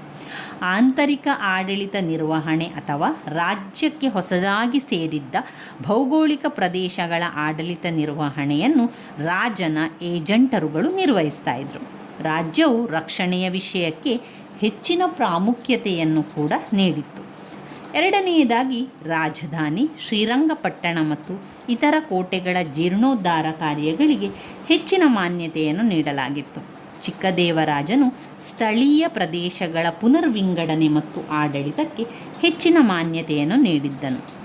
ಪ್ರತಿಯೊಂದು ಸ್ಥಳೀಯ ಆಡಳಿತ ಘಟ್ಟವನ್ನು ಸುಬೇದಾರರ ಆಡಳಿತ ಹೊಣೆಗೆ ಒಳಪಡಿಸಲಾಗಿತ್ತು. ಯುದ್ಧಗಳು ಮತ್ತು ಸಾಮಾನ್ಯ ಆಡಳಿತ ಕ್ಷೇತ್ರದಲ್ಲಿ ಸಹಾಯವನ್ನು ನೀಡುವ ಸಲುವಾಗಿ ಒಂದು ಪ್ರತ್ಯೇಕ ಸ್ಥಳೀಯ ಕಂದಾಚಾರ ಎಂದು ಕರೆಯಲಾಗುತ್ತಿದ್ದ ಪೊಲೀಸ್ ಇಲಾಖೆಯನ್ನು ಪ್ರಾರಂಭಿಸಲಾಯಿತು. ಒಂದು ಪ್ರತ್ಯೇಕ ಪೊಲೀಸ್ ಇಲಾಖೆಯನ್ನು ಅಭಿವೃದ್ಧಿಪಡಿಸಲಾಯಿತು. ಆಡಳಿತ ಸುಧಾರಣೆಯಲ್ಲಿ ಮುಖ್ಯವಾಗಿ ಎರಡು: ಬಾರ್ಬಲೂತಿ ವ್ಯವಸ್ಥೆ ಮತ್ತು ಅಟಾರ್ ಕಚೇರಿ ಆಡಳಿತ ವ್ಯವಸ್ಥೆ. ಬಾರ್ಬಲೂತಿ ವ್ಯವಸ್ಥೆ ಅಂದರೆ ಏನು? ಹಣಕಾಸಿನ ವ್ಯವಹಾರಗಳಿಗೆ ಸಂಬಂಧಿಸಿದಂತೆ ಗ್ರಾಮ ವಲಯದಿಂದ ಮೇಲ್ಪಟ್ಟ ಆಡಳಿತ ವ್ಯವಸ್ಥೆಯವರೆಗೂ ಈ ಅವಧಿಯಲ್ಲಿ ಜಾರಿಗೊಳಿಸಲ್ಪಟ್ಟ ಬಾರ್ಬಲೂತಿ ವ್ಯವಸ್ಥೆಯ ಬಗ್ಗೆ ಪ್ರಸ್ತುತ ತಿಳಿದುಕೊಳ್ಳುವುದು ಸೂಕ್ತ. ಈ ಬಾರ್ಬಲೂತಿ ವ್ಯವಸ್ಥೆಯು 12 ಅಧಿಕಾರಿಗಳನ್ನು ಹೊಂದಿತ್ತು. ಗ್ರಾಮದ ಮುಖ್ಯಸ್ಥರು ಗೌಡ, ಗ್ರಾಮದ ಲೆಕ್ಕಾಧಿಕಾರಿ ಶಾನುಭೋಗರು, ಬ್ರಾಹ್ಮಣ ಜ್ಯೋತಿಷ್, ಕಮ್ಮಾರ, ಅಕ್ಕಸಾಲಿ, ಕುಂಬಾರ, ಅಗಸ, ಕ್ಷೌರಿಕ, ಗ್ರಾಮವನ್ನು ಶುಚಿಗೊಳಿಸುವವ, ಗ್ರಾಮವನ್ನು ಕಾಯುವವ, ನೀರುಗಂಟಿ, ಬಡಗಿ. ಚಿಕ್ಕದೇವರಾಜನ ಕಾಲದಲ್ಲಿ ವಿಭಿನ್ನ ತೆರಿಗೆಗಳು ಒಂದು ಪರಿಷ್ಕರಿಸಲ್ಪಟ್ಟವು ಅಥವಾ ಹೊಸದಾಗಿ ಸೇರಿಸಲ್ಪಟ್ಟವು. ಭೂಕಂದಾಯ ರಾಜ್ಯದ ಅರ್ಥವ್ಯವಸ್ಥೆಯ ಪ್ರಮುಖ ಮೂಲವಾಗಿದ್ದು, ಇದನ್ನು ನಿರ್ಧರಿಸುವ ಮತ್ತು ಪರಿಷ್ಕರಿಸುವ ವ್ಯವಸ್ಥೆಯನ್ನು ಜಾರಿಗೊಳಿಸಲಾಯಿತು. ಅಂದರೆ 4ನೇ ಒಂದು ಭಾಗ, 3ನೇ ಒಂದು ಭಾಗ, 2ನೇ ಒಂದು ಭಾಗ ಅಂತ ಹೇಳ್ತೇವಲ್ಲ, ಅದೇ ರೀತಿಯಲ್ಲಿ ಉತ್ಪನ್ನವನ್ನು ಮಾಡ್ತಾಯಿತ್ತು. ಉತ್ಪನ್ನದ ರೂಪದಲ್ಲಿ ಕೂಡ ಕಂದಾಯವನ್ನು ಕೊಡಲಾಗ್ತಾ ಇತ್ತು. ಭೂಕಂದಾಯದ ಜೊತೆಯಲ್ಲಿ ಹಣ್ಣಿನ ಮರಗಳಿರ್ಬೋದು, ತೆಂಗಿನ ಮರಗಳು, ಅದರಲ್ಲೂ ಕೂಡ ತೆರಿಗೆ, ಪ್ರತಿಯೊಂದು ಮರಕ್ಕೂ ಕೂಡ ತೆರಿಗೆ. ಉತ್ಪಾದಕರಿಂದ ಕಂದಾಯವನ್ನು ವಸೂಲಿ ಮಾಡುವಲ್ಲಿ ಎಚ್ಚರಿಕೆಯ ಕ್ರಮಗಳನ್ನು ಅನುಸರಿಸಲಾಗುತ್ತಿತ್ತು. ಇನ್ನು ಅಟಾರ್ ಕಚೇರಿ ಆಡಳಿತ ವ್ಯವಸ್ಥೆಯನ್ನು ನೋಡುವುದಾದರೆ 18 ಪ್ರತ್ಯೇಕ ಆಡಳಿತ ವಿಭಾಗಗಳು ಇತ್ತು. ಅಟಾರ್ ಆಡಳಿತ ವ್ಯವಸ್ಥೆ ಎಂದು ಹೆಸರಾಗಿದ್ದ ಆಡಳಿತ ವ್ಯವಸ್ಥೆಯ ಅಳವಡಿಕೆ ಮೈಸೂರು ರಾಜ್ಯದ ಇತಿಹಾಸದಲ್ಲಿಯೇ ಚಿಕ್ಕದೇವರಾಜ ಒಡೆಯನ ಅಮೂಲ್ಯವಾದ ಕೊಡುಗೆಯಾಯಿತು. ಮೊಘಲರ ಆಸ್ಥಾನದಿಂದ ಮೈಸೂರಿಗೆ ಹಿಂತೆರಳಿದ ರಾಯಭಾರಿ ನಿಯೋಗದ ತರುವಾಯ ಮೈಸೂರಿನಲ್ಲಿ ಈ ವ್ಯವಸ್ಥೆಯನ್ನು ಜಾರಿಗೊಳಿಸಲಾಯಿತು. ಈ ವ್ಯವಸ್ಥೆ ಮೊಘಲರ ಆಡಳಿತ ವ್ಯವಸ್ಥೆಯನ್ನು ಆದರ್ಶವನ್ನಾಗಿ ಹೊಂದಿದ್ದು, ಆ ಒಂದು ವ್ಯವಸ್ಥೆಯಲ್ಲಿನ 18 ಇಲಾಖೆಗಳು ಅಂತ ಹೇಳಿದರೆ: ನಿರೂಪದ ಚಾವಡಿ, ಆಯಕಟ್ಟಿನ ಚಾವಡಿ, ಮೈಸೂರು ಹೋಬಳಿ ವಿಚಾರದ ಚಾವಡಿ, ಪಟ್ಟಣದ ಹೋಬಳಿ ವಿಚಾರದ ಚಾವಡಿ, ಸೀಮೆಯ ಕಂದಾಚಾರದ ಚಾವಡಿ, ಬಾಗಿಲ ಕಂದಾಚಾರದ ಚಾವಡಿ, ಸುಂಕದ ಚಾವಡಿ, ಪೊಮ್ಮಿನ ಚಾವಡಿ, ತೊಡೆಯದ ಚಾವಡಿ, ಪಟ್ಟಣದ ಹೋಬಳಿ ಅಷ್ಟಗ್ರಾಮದ ಚಾವಡಿ, ಮೈಸೂರು ಹೋಬಳಿ ಅಷ್ಟಗ್ರಾಮದ ಚಾವಡಿ, ಬೆಣ್ಣೆ ಚಾವಡಿ, ಪಟ್ಟಣದ ಚಾವಡಿ, ಬೇಹಿನ ಚಾವಡಿ, ಸಮ್ಮುಖದ ಚಾವಡಿ, ದೇವಸ್ಥಾನದ ಚಾವಡಿ, ಕಬ್ಬಿಣದ ಚಾವಡಿ, ಹೊಗೆಸೊಪ್ಪಿನ ಚಾವಡಿ. ಈ ರೀತಿಯಲ್ಲಿ ಅನೇಕ ಚಾವಡಿಗಳನ್ನು ವಿಭಾಗಿಸಿಕೊಂಡು ತನ್ನ ಕಾಲದಲ್ಲಿ ಉತ್ತಮ ಆಡಳಿತ ನೀಡಲು ಚಿಕ್ಕದೇವರಾಜ ಒಡೆಯರು ಪ್ರಯತ್ನಿಸಿದರು. ಕೃಷಿಕರಿಗಾಗಿ ಚಿಕ್ಕದೇವರಾಜ ನೀತಿಯನ್ನು ಶ್ರೀರಂಗಪಟ್ಟಣದಲ್ಲಿ ನಿರ್ಮಿಸಿದನು. ಅನೇಕ ದೇವಾಲಯಗಳನ್ನು, ಕೆರೆಕಟ್ಟೆಗಳನ್ನು ಜೀರ್ಣೋದ್ಧಾರ ಮಾಡಿದನು. ವ್ಯಾಪಾರ ವಾಣಿಜ್ಯಕ್ಕೆ ಪ್ರೋತ್ಸಾಹವನ್ನು ನೀಡಿದನು. ತೂಕ ಅಳತೆಯಲ್ಲಿ ನವೀನ ರೀತಿಯನ್ನು ಅಳವಡಿಸಿದರು. ಇವನ ಕಾಲದಲ್ಲಿ ಅಧಿಕ ತೆರಿಗೆಯನ್ನು ಸಂಗ್ರಹಿಸಿ ನವಕೋಟಿ ನಾರಾಯಣ ಎಂಬ ಬಿರುದು ಕೂಡ ಬಂತು. ಚಿಕ್ಕದೇವರಾಜ ಒಡೆಯರು ಧರಿಸಿ ಆ ಒಂದು ನವಕೋಟಿ ನಾರಾಯಣ ಎಂಬ ಬಿರುದನ್ನು ಧರಿಸಿದರು. ಚಿಕ್ಕದೇವರಾಜ ಒಡೆಯರು ಅನೇಕ ಬಿರುದುಗಳು ಪಡೆದಿದ್ದಾರೆ. ಔರಂಗಜೇಬಾತನಿಗೆ ನೀಡಿದ್ದ ಜಗದೇವರಾಯ ಬಿರುದಲ್ಲದೆ ಮಹಾರಾಜಾಧಿರಾಜ, ರಾಜಪರಮೇಶ್ವರ, ಪ್ರೌಢ ಪ್ರತಾಪ, ಅಪ್ರತಿಮ ವೀರ, ನರಪತಿ, ನವಕೋಟಿ ನಾರಾಯಣ ಎಂಬ ಬಿರುದುಗಳು ಆತನಿಗೆ ಇದ್ದವು. ಚಿಕ್ಕದೇವರಾಜ ಸ್ವತಃ ಕವಿಯಾಗಿದ್ದಲ್ಲದೆ ವಿದ್ವಾಂಸರುಗಳಿಗೆ ಉದಾರ ಪ್ರೋತ್ಸಾಹಗಳನ್ನು ನೀಡಿದರು.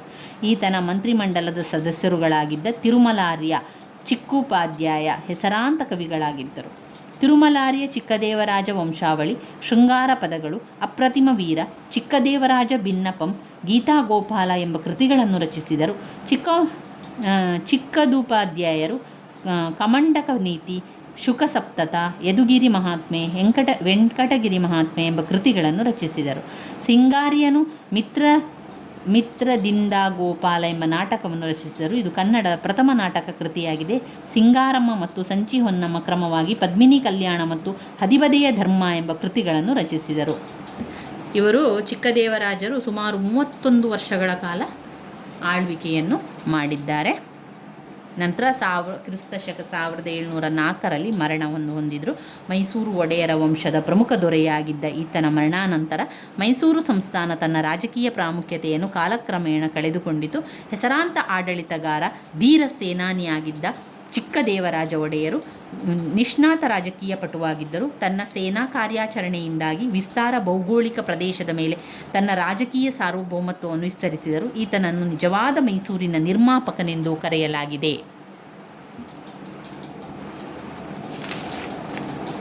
ಇನ್ನು ಬರುವಂಥದ್ದು ಘಟಕ 11 ಹೈದರಾಲಿ ಮತ್ತು ಟಿಪ್ಪು ಸುಲ್ತಾನನ ಸಾಧನೆಗಳನ್ನು ಓದ್ಕೊಳ್ಬೇಕು. ಹೈದರಾಲಿಯನ ಏಳಿಗೆಯಲ್ಲಿ ರಾಜ್ಯ ವಿಸ್ತರಣೆ ಮಾಡಿರುವಂಥದ್ದು ಹೈದರಾಲಿ ಮತ್ತು ಮೈಸೂರು ಒಡೆಯರು, ಹೈದರಾಲಿ ಮತ್ತು ಫ್ರೆಂಚರು, ಹೈದರಾಲಿ ಮತ್ತು ಮರಾಠರು, ಹೈದರಾಲಿ ಮತ್ತು ಇಂಗ್ಲೀಷರು. ಮೊದಲನೆಯ ಆಂಗ್ಲ ಮೈಸೂರು ಯುದ್ಧ ಮದ್ರಾಸ್ ಒಪ್ಪಂದ, ಎರಡನೇ ಆಂಗ್ಲ ಮೈಸೂರು ಯುದ್ಧ ಮಂಗಳೂರು ಒಪ್ಪಂದ. ಟಿಪ್ಪು ಸುಲ್ತಾನನ ಬಾಲ್ಯ ಜೀವನ ಮತ್ತು ಏಳಿಗೆ ಕೂಡ ಓದ್ಕೊಳ್ಬೇಕು. ಶಿಕ್ಷಣ, ಸೈನಿಕ ಕಾರ್ಯಾಚರಣೆ, ಆಮೇಲೆ ಟಿಪ್ಪುವಿನ ಆಡಳಿತ ಕ್ರಮಗಳು, ಭೂಕಂದಾಯದ ವ್ಯವಸ್ಥೆ, ಸೈನ್ಯಾಡಳಿತದ ವ್ಯವಸ್ಥೆ, ಸಾಮಾಜಿಕ ಜೀವನ, ಧಾರ್ಮಿಕ ಪರಿಸ್ಥಿತಿ, ವ್ಯಾಪಾರ ವಾಣಿಜ್ಯ, ಆರ್ಥಿಕ ವ್ಯವಸ್ಥೆ ಇವೆಲ್ಲವನ್ನು ಕೂಡ ನಾವು ತಿಳ್ಕೊಳ್ಬೇಕು. ಟಿಪ್ಪು ಸುಲ್ತಾನನ ಸಾಧನೆ, ಹೈದರಾಲಿಯ ಸಾಧನೆ ಇವರಿಬ್ಬರ ಸಾಧನೆಗಳನ್ನು ಕೂಡ ಓದ್ಕೊಳ್ಬೇಕು.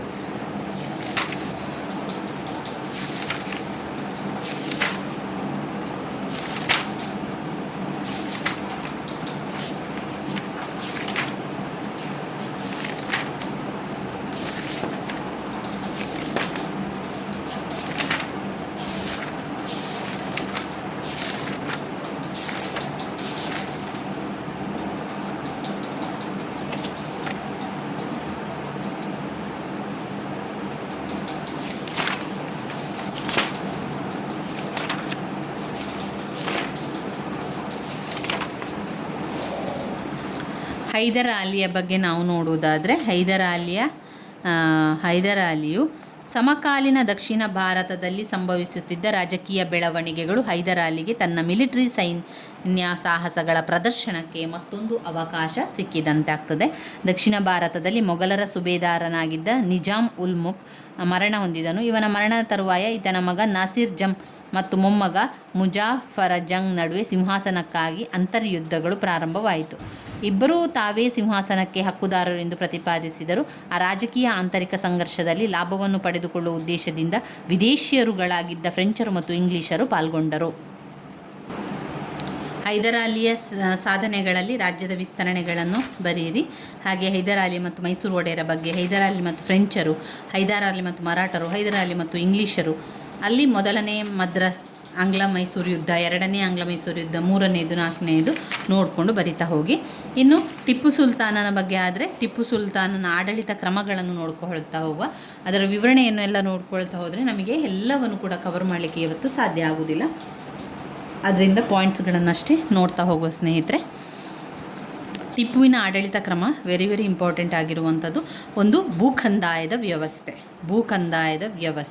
2, ಸೈನ್ಯಾಡಳಿತದ ವ್ಯವಸ್ಥೆ. 3, ಸಾಮಾಜಿಕ ಜೀವನ.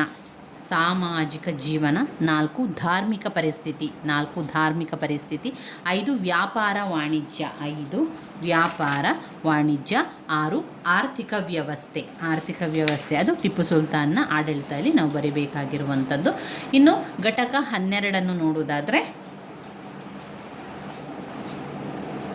ಮಹಾರಾಣಿ ಲಕ್ಷ್ಮಮ್ಮಣ್ಣಿಯವರ ಪಾತ್ರವನ್ನು ನೋಡುವ.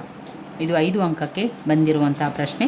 ಮೊದಲಿಗೆ ಬಾಲ್ಯದ ಜೀವನ, ನಂತರ ಉತ್ತರಾಧಿಕಾರದ ಬಗ್ಗೆ, ಮತ್ತು ಅವರು ಮಾಡಿರುವಂಥ ಒಪ್ಪಂದದ ಬಗ್ಗೆ ನಾವು ಬರಿತಾ ಹೋಗಬೇಕಾಗಿರುವಂಥದ್ದು.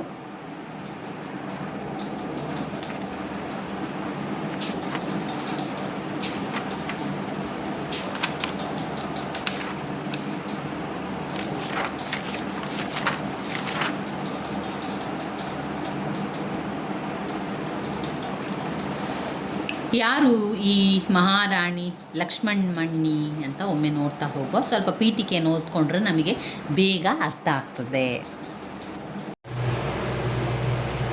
ಪ್ರಾಚೀನ ಕಾಲದಿಂದಲೂ ಕರ್ನಾಟಕದ ಅನೇಕ ರಾಜಮನೆತನಗಳ ಇತಿಹಾಸದಲ್ಲಿ ಸ್ತ್ರೀಯರು ರಾಣಿಯರಾಗಿ, ಆಡಳಿತಗಾರರಾಗಿ, ರಾಜಕೀಯ ಮುತ್ಸದ್ದಿಗಳಾಗಿ ಅನೇಕ ಪಾತ್ರಗಳಲ್ಲಿ ಕಾರ್ಯನಿರ್ವಹಿಸುತ್ತಿರುವಂಥದ್ದನ್ನು ಕಾಣ್ಬೋದು. ಇಲ್ಲಿ ಮಹಾರಾಣಿ ಲಕ್ಷ್ಮಮ್ಮಣ್ಣಿಯವರ ಜೀವನದ ಬಗ್ಗೆ ತಿಳ್ಕೊಳ್ಳುವ. ಬಾಲ್ಯ ಜೀವನದಲ್ಲಿ ಯಾವ ರೀತಿ ಇತ್ತು. ಮಹಾರಾಣಿ ಲಕ್ಷ್ಮಮ್ಮಣ್ಣಿ ಮೈಸೂರು ಸೇನೆಯಲ್ಲಿದ್ದ ಕತ್ತಿ ಗೋಪಾಲರಾಜ ಅರಸರ ಪುತ್ರಿ. ಇವರು ಕ್ರಿಸ್ತಶಕ 1734ರಿಂದ 1766ರವರೆಗೆ ಆಳ್ವಿಕೆ ನಡೆಸಿದ ಮೈಸೂರಿನ ಅರಸರು. ಯಾರು? ಗೋಪಾಲರಾಜ ಅರಸರು. ಎರಡನೆಯ ಕೃಷ್ಣರಾಜ ಒಡೆಯರ ಪತ್ನಿ. ಕ್ರಿಸ್ತಶಕ 1760ರಲ್ಲಿ ಎರಡನೆಯ ಕೃಷ್ಣರಾಜ ಒಡೆಯರ ತಾಯಿ ಮಹಾರಾಣಿ ದೇವಜಮ್ಮಣ್ಣಿಯವರು ತಮ್ಮ ಮಗನಿಗೆ ಲಕ್ಷ್ಮಮ್ಮಣ್ಣಿಯವರನ್ನು ವಿವಾಹವನ್ನು ಮಾಡಿದರು. ಈ ರೀತಿ ಸಾಮಾನ್ಯ ಕುಟುಂಬದಲ್ಲಿ ಜನಿಸಿದ ಲಕ್ಷ್ಮಮ್ಮಣ್ಣಿ ಎರಡನೆಯ ಕೃಷ್ಣರಾಜ ಒಡೆಯರ ದ್ವಿತೀಯ ಪತ್ನಿಯಾಗಿ ಮೈಸೂರು ಅರಮನೆಯನ್ನು ಪ್ರವೇಶಿಸಿದರು. ಕೇವಲ 6 ವರ್ಷಗಳ ಅಂತರದಲ್ಲಿಯೇ ಅತ್ತೆ ಮಹಾರಾಣಿ ದೇವಾಜಮಣ್ಣಿ ಮತ್ತು ಪತಿ ಮಹಾರಾಜ ಎರಡನೆಯ ಕೃಷ್ಣರಾಜ ಒಡೆಯರನ್ನು ಕಳೆದುಕೊಂಡು ತಮ್ಮ 24ನೆಯ ವಯಸ್ಸಿನಲ್ಲಿ ವಿಧವೆಯಾದರು. ಇವರ ಮುಂದೆ ತಮ್ಮ ಬುದ್ಧಿವಂತಿಕೆಯಿಂದ ಒಡೆಯರ ಮನೆತನದ ಸಂರಕ್ಷಕರಾಗಿ ಖ್ಯಾತಿ ಗಳಿಸ್ತಾರೆ. ಯಾರು? ಲಕ್ಷ್ಮಮ್ಮಣ್ಣಿ. ಮಹಾರಾಣಿ ಲಕ್ಷ್ಮಮ್ಮಣ್ಣಿಯವರು ತಮ್ಮ ಬುದ್ಧಿವಂತಿಕೆಯಿಂದ ಮುಂದೇನಾಗ್ತದೆ, ಬುದ್ಧಿವಂತಿಕೆಯಿಂದ ಒಡೆಯರ ಮನೆತನದ ಸಂರಕ್ಷಕರಾಗಿ ಖ್ಯಾತಿಯನ್ನು ಗಳಿಸುವಂಥದ್ದು. ಉತ್ತರಾಧಿಕಾರಿಗಳ ನೇಮಕ. ಎರಡನೆಯ ಕೃಷ್ಣರಾಜ ಒಡೆಯರ ಮರಣದ ನಂತರ ಮೈಸೂರು ಸಿಂಹಾಸನಕ್ಕೆ ಮತ್ತೆ ದಕ್ಷರಾದ ಮತ್ತು ಪ್ರಬುದ್ಧರಾದ ದೊರೆಗಳು ಉತ್ತರಾಧಿಕಾರಿಗಳಾಗಿ ಬರದಿದ್ದುದು ಮೈಸೂರು ಸಿಂಹಾಸನದ ದುರಷ್ಟಕರವೆನ್ನಬಹುದು.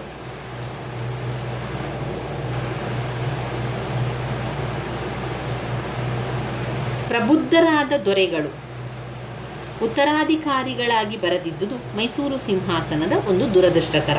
ಎರಡನೆಯ ಕೃಷ್ಣರಾಜ ಒಡೆಯರ ಮೊದಲನೆಯ ಪತ್ನಿಗೆ ನಂಜರಾಜ ಒಡೆಯರು ಮತ್ತು ಬೆಟ್ಟದ ಚಾಮರಾಜ ಒಡೆಯರು ಎಂಬ 2 ಗಂಡು ಮಕ್ಕಳಿದ್ದರು. ಇಬ್ಬರೂ ಕೂಡ ಅಪ್ರಾಪ್ತ ವಯಸ್ಕರಾಗಿದ್ದು ರಾಜ್ಯದ ಆಡಳಿತವನ್ನು ನೋಡಿಕೊಳ್ಳಲು ಅಸಮರ್ಥರಾಗಿದ್ದರು. ಎರಡನೆಯ ಕೃಷ್ಣರಾಜ ಒಡೆಯರು ತಮ್ಮ ಜೀವಿತ ಕಾಲದಲ್ಲಿಯೇ ರಾಜ್ಯದ ಸಮಸ್ತ ಅಧಿಕಾರವು ಹೈದರಾಲಿ ಮತ್ತು ಅವನ ಮಗ ಟಿಪ್ಪುವಿನ ವಶವಾಗಿತ್ತು. ಮಹಾರಾಜನ ನಿಧನದ ನಂತರ ಹೈದರನು ಅಧಿಕಾರವನ್ನು ಸಂಪೂರ್ಣವಾಗಿ ತನಗೆ ವಶಪಡಿಸಿಕೊಂಡು ಒಡೆಯರ ಮನೆತನದ ನಿಜವಾದ ಹಕ್ಕುದಾರರನ್ನು ಅಲಕ್ಷಿಸಿದರು. ಇದರಿಂದ ತುಂಬ ನೊಂದುಕೊಂಡ ರಾಣಿ ಲಕ್ಷ್ಮಮ್ಮಣ್ಣಿಯವರು ಮೈಸೂರು ರಾಜಮನೆತನಕ್ಕೆ ನ್ಯಾಯ ಸಿಗಬೇಕಾದ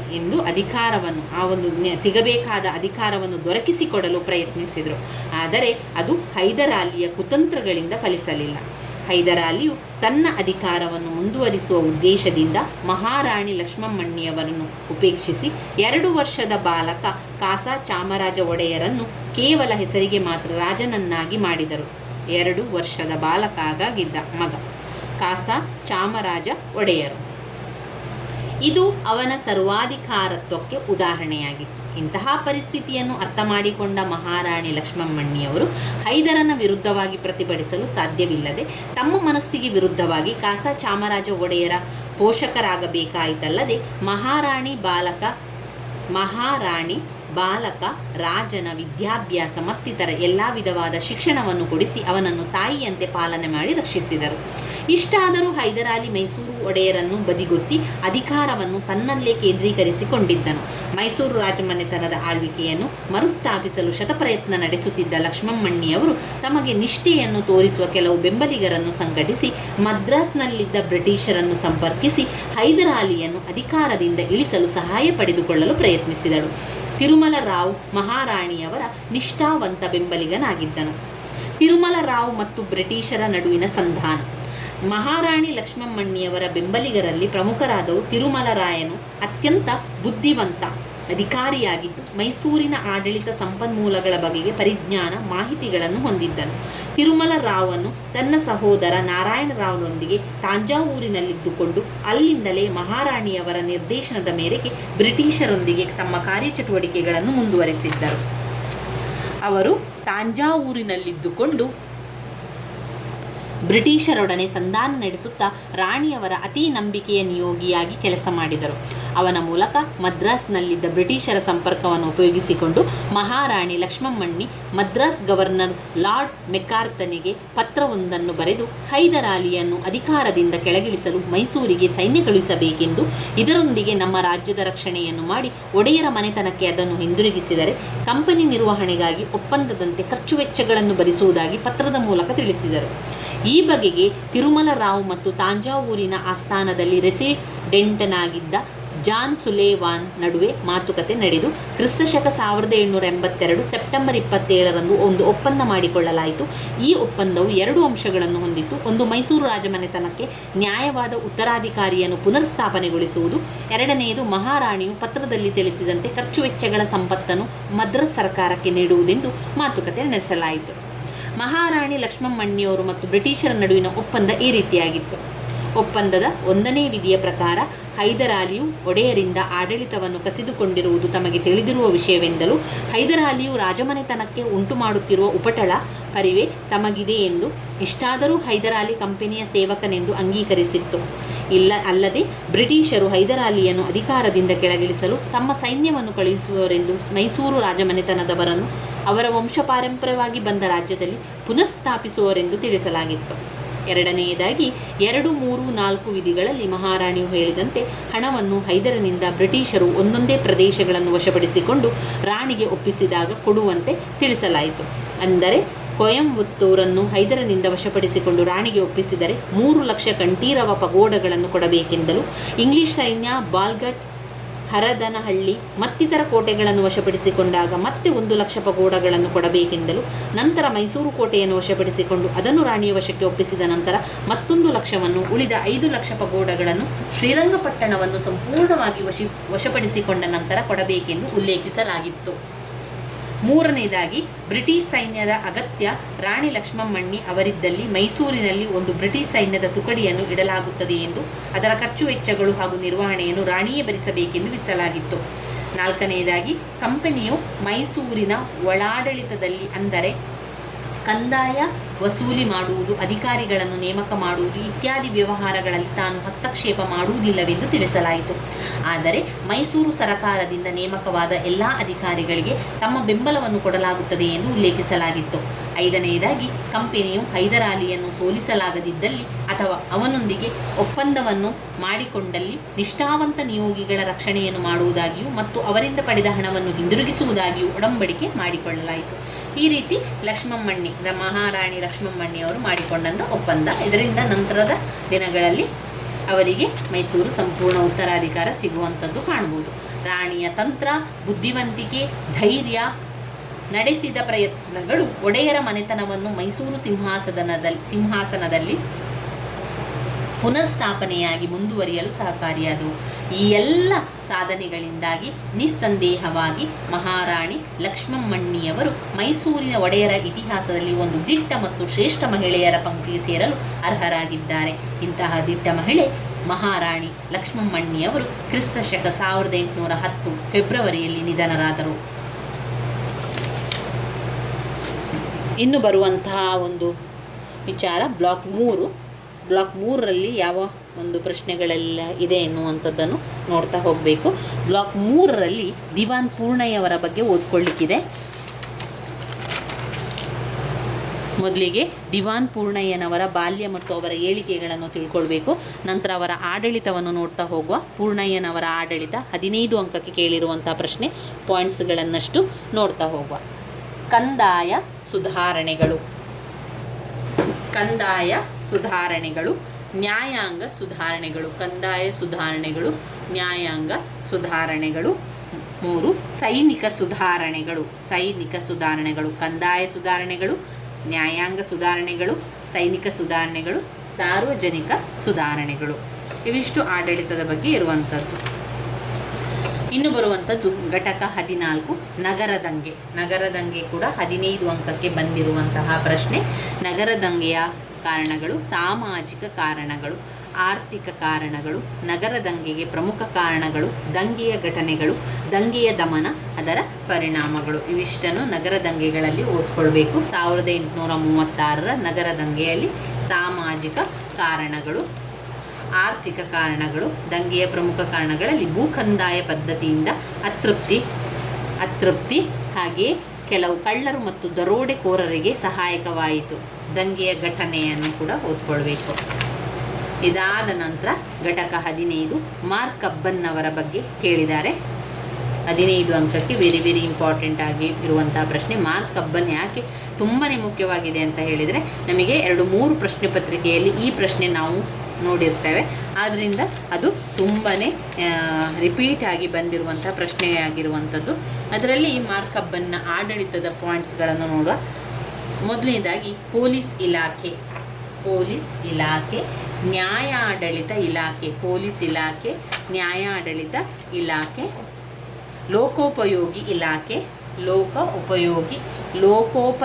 ಇಲಾಖೆ, ಅರಣ್ಯ ಇಲಾಖೆ, ಆರೋಗ್ಯ ಇಲಾಖೆ, ಶಿಕ್ಷಣ ಇಲಾಖೆ, ಹಣಕಾಸು ಭೂಕಂದಾಯ ಇರುವಂಥದ್ದು. ಇನ್ನು ಘಟಕ 16ರಲ್ಲಿ ಯಾವುದನ್ನು ಓದ್ಕೊಳ್ಳಿಕ್ಕಿದೆ?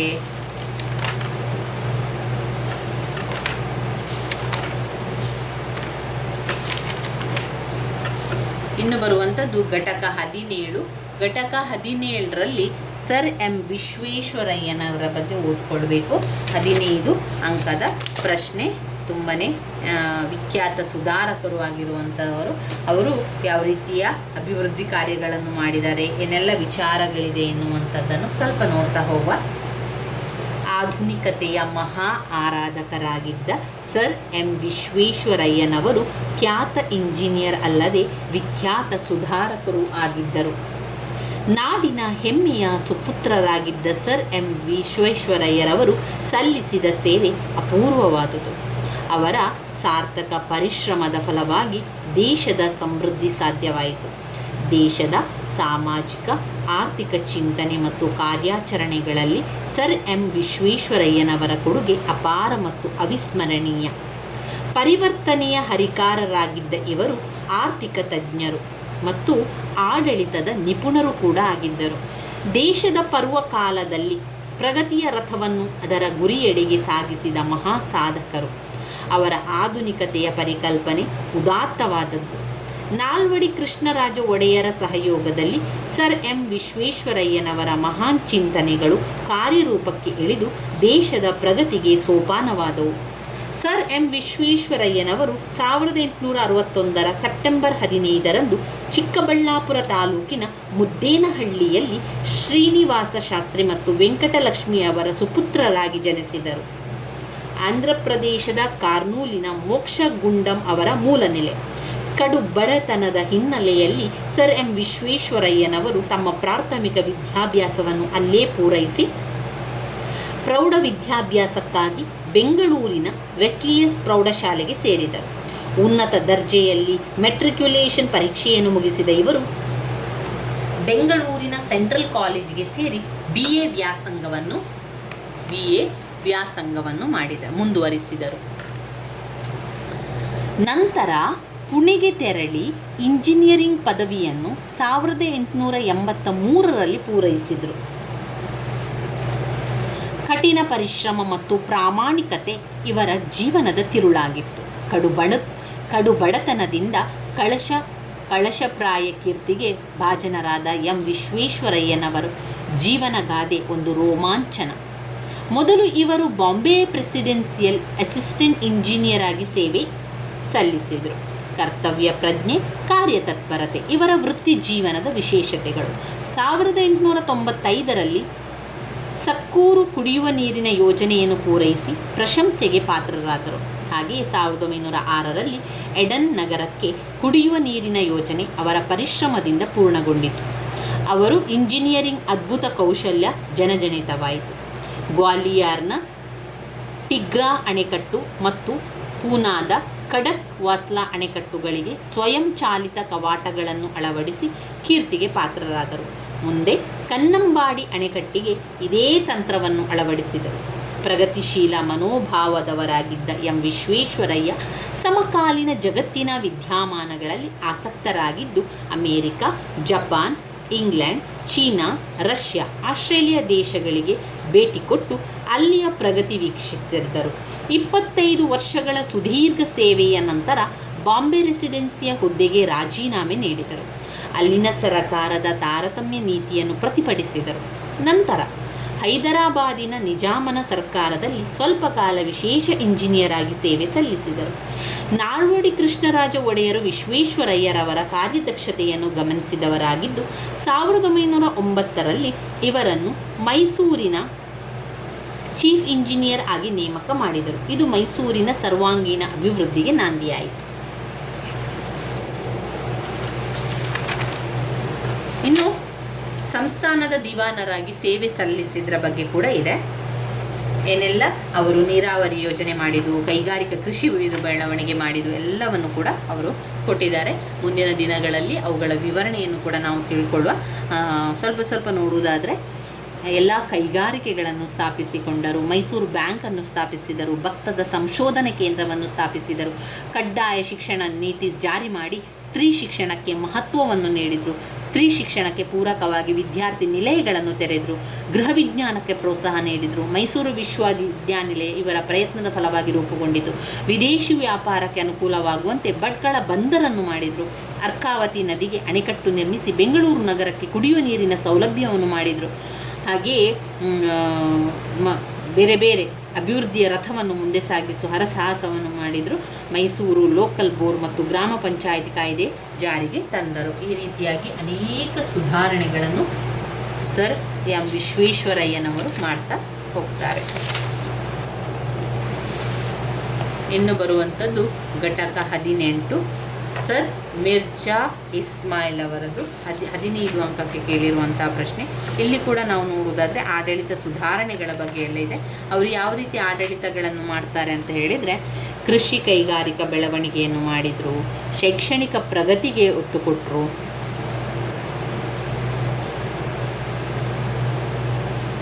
ಸಾರ್ವಜನಿಕ ಆರೋಗ್ಯ, ಗ್ರಾಮೀಣಾಭಿವೃದ್ಧಿ, ಲೋಕೋಪಯೋಗಿ ಬೆಳವಣಿಗೆ ಹೆಸರುದೃಷ್ಟಿಯನ್ನು ಕೊಟ್ಟರು.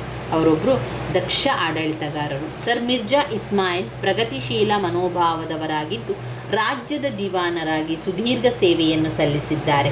ಇವರ ವಿಧೇಯತೆ ಮತ್ತು ಬದ್ಧತೆ ಮಹಾರಾಜರ ಆಳ್ವಿಕೆಗೆ ಮೆರುಗು ಕೊಟ್ಟವು. ಇದು ರಾಜ್ಯದ ಸರ್ವತೋಮುಖ ಅಭಿವೃದ್ಧಿಗೆ ಗಟ್ಟಿ ಅಡಿಪಾಯ ಒದಗಿಸಿತು. ದಕ್ಷ ಆಡಳಿತಗಾರ ಮತ್ತು ಪ್ರಾಮಾಣಿಕ ವ್ಯಕ್ತಿತ್ವವುಳ್ಳ ಸರ್ ಮಿರ್ಜಾ ಇಸ್ಮಾಯಿಲ್ ಮೈಸೂರು ಸಂಸ್ಥಾನವನ್ನು ಮಾದರಿ ರಾಜ್ಯವಾಗಿಸುವಲ್ಲಿ ಅವಿಶ್ರಾಂತ ಸೇವೆಯನ್ನು ಸಲ್ಲಿಸಿದ್ದಾರೆ. ಹೊಸ ಆಸ್ಪತ್ರೆಗಳನ್ನು ಕಟ್ಟಿರುವಂಥದ್ದು, ಸಾರ್ವಜನಿಕ ಸಭಾಂಗಣಗಳು ಮಾಡಿರುವಂಥದ್ದು, ಗ್ರಂಥಾಲಯಗಳು ಮಾಡಿರುವಂಥದ್ದು, ಶಾಲಾ ಕಾಲೇಜುಗಳನ್ನು ಮಾಡಿದ್ದಾರೆ. ಅಷ್ಟೇ ಅಲ್ಲದೆ ವಯಸ್ಕರ ಶಿಕ್ಷಣ ಪ್ರೋತ್ಸಾಹವನ್ನು ಹೊಂದಿ ಮಹಿಳಾ ಶಿಕ್ಷಣಕ್ಕೆ ಆದ್ಯತೆಯನ್ನು ಕೊಟ್ಟರು.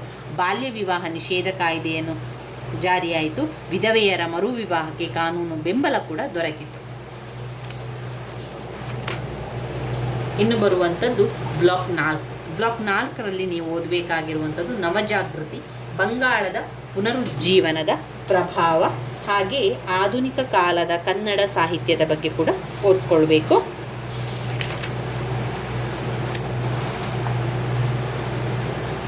ಇಲ್ಲಿ ಅವರು ಪಾಯಿಂಟ್ಸ್ ಕೊಡಲಿಲ್ಲ, ಇಲ್ಲಿ ನಾನು ಪಾಯಿಂಟ್ಸನ್ನು ಮಾಡ್ಕೊಂಡಿದ್ದೇನೆ, ನಿಮಗೆ ನಾನು ಹೇಳ್ತಾ ಹೋಗ್ತೇನೆ ಪಾಯಿಂಟ್ಸ್. ನವಜಾಗೃತಿ ಬಂಗಾಳದ ಪುನರುಜ್ಜೀವನದ ಪ್ರಭಾವದಲ್ಲಿ ಪಾಯಿಂಟ್ ನಂಬರ್ 1, ಮಹಿಳೆಯರ ಸಾಮಾಜಿಕ ಸ್ಥಾನ. ಅಂದರೆ ಇಲ್ಲಿ ಮಾಡಿರುವಂಥದ್ದು ಬಂಗಾಳದಲ್ಲಿ ಪುನರುಜ್ಜೀವನವನ್ನು ತಂದವರು ರಾಜಾರಾಮ್ ಮೋಹನ್ ರಾಯ್ ಅವರು. ನಂತರ ರವೀಂದ್ರನಾಥ್ ಠಾಗೂರ್ ಅವರು ಬದುಕಿರುವವರೆಗೂ ರಾಜಾರಾಮ್ ಮೋಹನ್ ರಾಯ್ ಅವರು ಪರಿಚಯಿಸಿದ ಹೊಸತನವನ್ನು ಮುಂದುವರಿಸಿದರು. ಆ ಕಾಲದಲ್ಲಿ ಬಂಗಾಳದಲ್ಲಿ ಭೌತಿಕ ಜಾಗೃತಿ ಉಂಟಾಗಿ ಸಮಾಜದಲ್ಲಿದ್ದ ಅನೇಕ ಕೆಟ್ಟ ಸಂಪ್ರದಾಯಗಳನ್ನು ಪ್ರಶ್ನಿಸುವ ಅಧಿಕಾರಗಳನ್ನು ಪಡೆದುಕೊಂಡರು. ಅದರಲ್ಲೂ ವಿಶೇಷವಾಗಿ ಅವರೇನು ಮಾಡಿದರು, ಮಹಿಳೆಯರ ಸಾಮಾಜಿಕ ಸ್ಥಾನದ ಬಗ್ಗೆ ಮಾತನಾಡಿದರು, ಬಾಲ್ಯ ವಿವಾಹದ ಬಗ್ಗೆ, ವಿಧವೆಯರ ಕಟ್ಟುಪಾಡುಗಳು, ಜಾತಿ ಪದ್ಧತಿ, ಮೂಢನಂಬಿಕೆಗಳ ವಿರುದ್ಧ ಧ್ವನಿ ಎತ್ತಿದರು. 1857ರ ದಂಗೆಯ ನಂತರ ಬಂಗಾಳಿ ಸಾಹಿತ್ಯದಲ್ಲಿ ಒಂದು ದೊಡ್ಡ ಸ್ಫೋಟವೇ ಆಯಿತು. ಅದೇನೆಂದರೆ ಅತಿವಾದ ರಾಷ್ಟ್ರೀಯತೆಯ ಪರಿಜ್ಞಾನ ಉಂಟಾದದ್ದು. ಬಂಕಿಮಚಂದ್ರ ಚಟರ್ಜಿಯವರು ತಮ್ಮ ಕೃತಿಗಳಲ್ಲಿ ಉತ್ಕೃಷ್ಟ ದೇಶಭಕ್ತಿಯನ್ನು ವಸ್ತುವಿಷಯವನ್ನಾಗಿಸಿಕೊಂಡರು.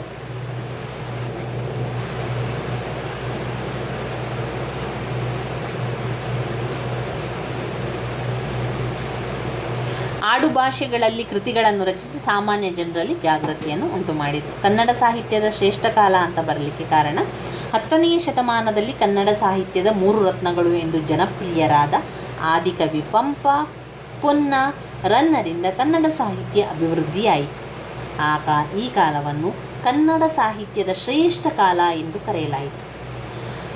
ಆದಿಪುರಾಣ ಚಂಪೂ ಶೈಲಿಯಲ್ಲಿದ್ದು ಮೊದಲು ಜೈನ ತೀರ್ಥಂಕರಾದ ವೃಷಭದೇವನ ಜೀವನ ಚರಿತ್ರೆಯನ್ನು ಒಳಗೊಂಡಿದೆ. ಈತನ ಮತ್ತೊಂದು ಶ್ರೇಷ್ಠ ಕೃತಿ ವಿಕ್ರಮಾರ್ಜುನ ವಿಜಯ. ಇದು ಭಾರತೀಯ ಮಹಾಕಾವ್ಯವಾದ ಮಹಾಭಾರತವನ್ನು ಆಧರಿಸಿ ರಚಿಸಲ್ಪಟ್ಟಿದೆ. ರಾಷ್ಟ್ರಕೂಟ 3ನೇ ಕೃಷ್ಣನಿಂದ ಆಶ್ರಯ ಪಡೆದ ಪೊನ್ನ ಶಾಂತಿಪುರಾಣವೆಂಬುದನ್ನು ರಚಿಸಿದನು. ಶಾಂತಿಪುರಾಣದ ಕಥಾವಸ್ತು 16ನೆಯ ತೀರ್ಥಂಕರನಾದ ಶಾಂತಿನಾಥನ ಜೀವನ ಚರಿತ್ರೆಯಾಗಿರುವಂಥದ್ದು. 10ನೇ ಶತಮಾನದ ಉತ್ತರಾರ್ಧದಲ್ಲಿ ದಕ್ಷಿಣ ಭಾರತದ ರಾಜ್ಯಗಳಾದ ಪಶ್ಚಿಮದ ಚಾಲುಕ್ಯರು ಮತ್ತು ಅವರ ಸಾಮಂತರಾದ ಹೊಯ್ಸಳರು, ಕಳಚೂರಿಗಳು, ದೇವಗಿರಿಯ ಯಾದವರು ಕನ್ನಡ ಸಾಹಿತ್ಯದ ಬೆಳವಣಿಗೆ ಪ್ರೇರಕ ಶಕ್ತಿಯಾಯಿತು. ನಂತರ ನಾವು ನೋಡುವುದಾದರೆ ಅಲ್ಲಿ ಜನ್ನ, ಹರಿಹರ, ರುದ್ರಭಟ್ಟ, ರಾಘವಾಂಕ, ಕೇಶಿರಾಜ ಮೊದಲಾದ ಕವಿಗಳು ತಮ್ಮ ಕೃತಿ ರಚನೆಯನ್ನು ಕೈಗೊಂಡು. ಆ ಕಾಲದ ವೈಶಿಷ್ಟ್ಯವೆಂದರೆ ರಗಳೆ, ತ್ರಿಪದಿ, ಷಡ್ಪದಿ ಮೊದಲಾದ ದೇಶಿ ಛಂದಸ್ಸು ಕನ್ನಡ ಸಾಹಿತ್ಯದಲ್ಲಿ ಮಿಳಿತಗೊಂಡಿರುವಂಥದ್ದು. ಇದು ಕನ್ನಡ ಸಾಹಿತ್ಯದ ಶ್ರೇಷ್ಠ ಕಾಲದಲ್ಲಿ ನಾವು ಬರಿತಾ ಹೋಗುವಂಥ ವಿಚಾರ ಆಗಿದೆ. ಇನ್ನು ಘಟಕ 20ರಲ್ಲಿ ಒಂದು 5 ಅಂಕದ ಪ್ರಶ್ನೆ ಇದೆ, ಮತ್ತೊಂದು 15 ಅಂಕದ ಪ್ರಶ್ನೆ ಇದೆ. 15 ಅಂಕದ ಪ್ರಶ್ನೆ ಹಿಂದುಳಿದ ವರ್ಗಗಳ ಹೋರಾಟಕ್ಕೆ ಕಾರಣವಾದ ಅಂಶಗಳು. 5 ಅಂಕದ ಪ್ರಶ್ನೆ ಲೆಸ್ಲಿ ಮಿಲ್ಲರ್ ಸಮಿತಿಯ ನೇಮಕದ ಹಿನ್ನೆಲೆಯನ್ನು ಕೇಳಿದ್ದಾರೆ.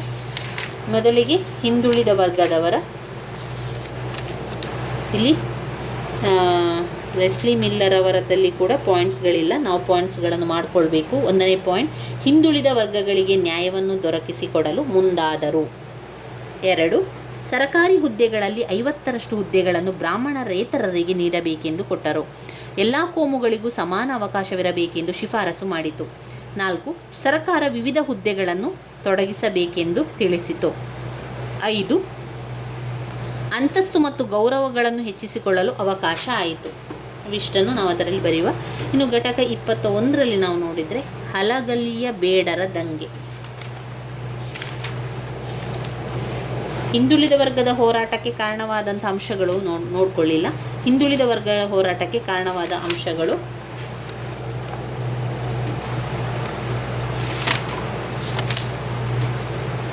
ಬೇರೆ ಬೇರೆ ಅಂಶಗಳಲ್ಲಿ ಬರ್ತದೆ. ಅದು ನಿರುದ್ಯೋಗ ಸಮಸ್ಯೆ, ತೆರಿಗೆ ನೀತಿ, ಗೃಹ ಕೈಗಾರಿಕೆ ನಾಶ ಮಾಡಿದ್ದು, ವಿದ್ಯಾವಂತರನ್ನಾಗಿ ಮಾಡುವುದಲ್ಲದೆ ಸರ್ಕಾರದ ಹುದ್ದೆಗಳನ್ನು ಗಳಿಸುವುದರತ್ತ ಗಮನ ಹರಿಸಿದೆ. ಅದನ್ನೆಲ್ಲ ಪಾಯಿಂಟ್ಸ್ ಆಗಿ ಹಾಕ್ಕೊಳ್ತಾ ಹೋಗಿ. ಅಲ್ಲಿ ನಾವು ಅಷ್ಟೇನು ಕೊಡಲಿಲ್ಲ. ಹಲಗಲಿ ಬೇಡರ ದಂಗೆಯ ಬಗ್ಗೆ ಓದ್ಕೊಳ್ಳಿ. ವೆರಿ ವೆರಿ ಇಂಪಾರ್ಟೆಂಟ್ ಆಗಿರುವಂಥ ಒಂದು ದಂಗೆ ಅದು. ಅದೊಂದು ಸಣ್ಣ ಕಥೆಯೇ ಇದೆ, ಯಾಕೆ ಆ ಒಂದು ದಂಗೆಯನ್ನು ಮಾಡಿದರು ಎನ್ನುವಂಥದ್ದನ್ನು ನಾವು ಸ್ವಲ್ಪ ನೋಡಿಕೊಳ್ಳುವ. ಹಲಗಲಿಯ ಬೇಡರ ದಂಗೆ. ಬ್ರಿಟಿಷರ ವಿರುದ್ಧ ಹೋರಾಡಿದವರಲ್ಲಿ ಹಲಗಲಿಯ ಬೇಡರು ಪ್ರಮುಖರು.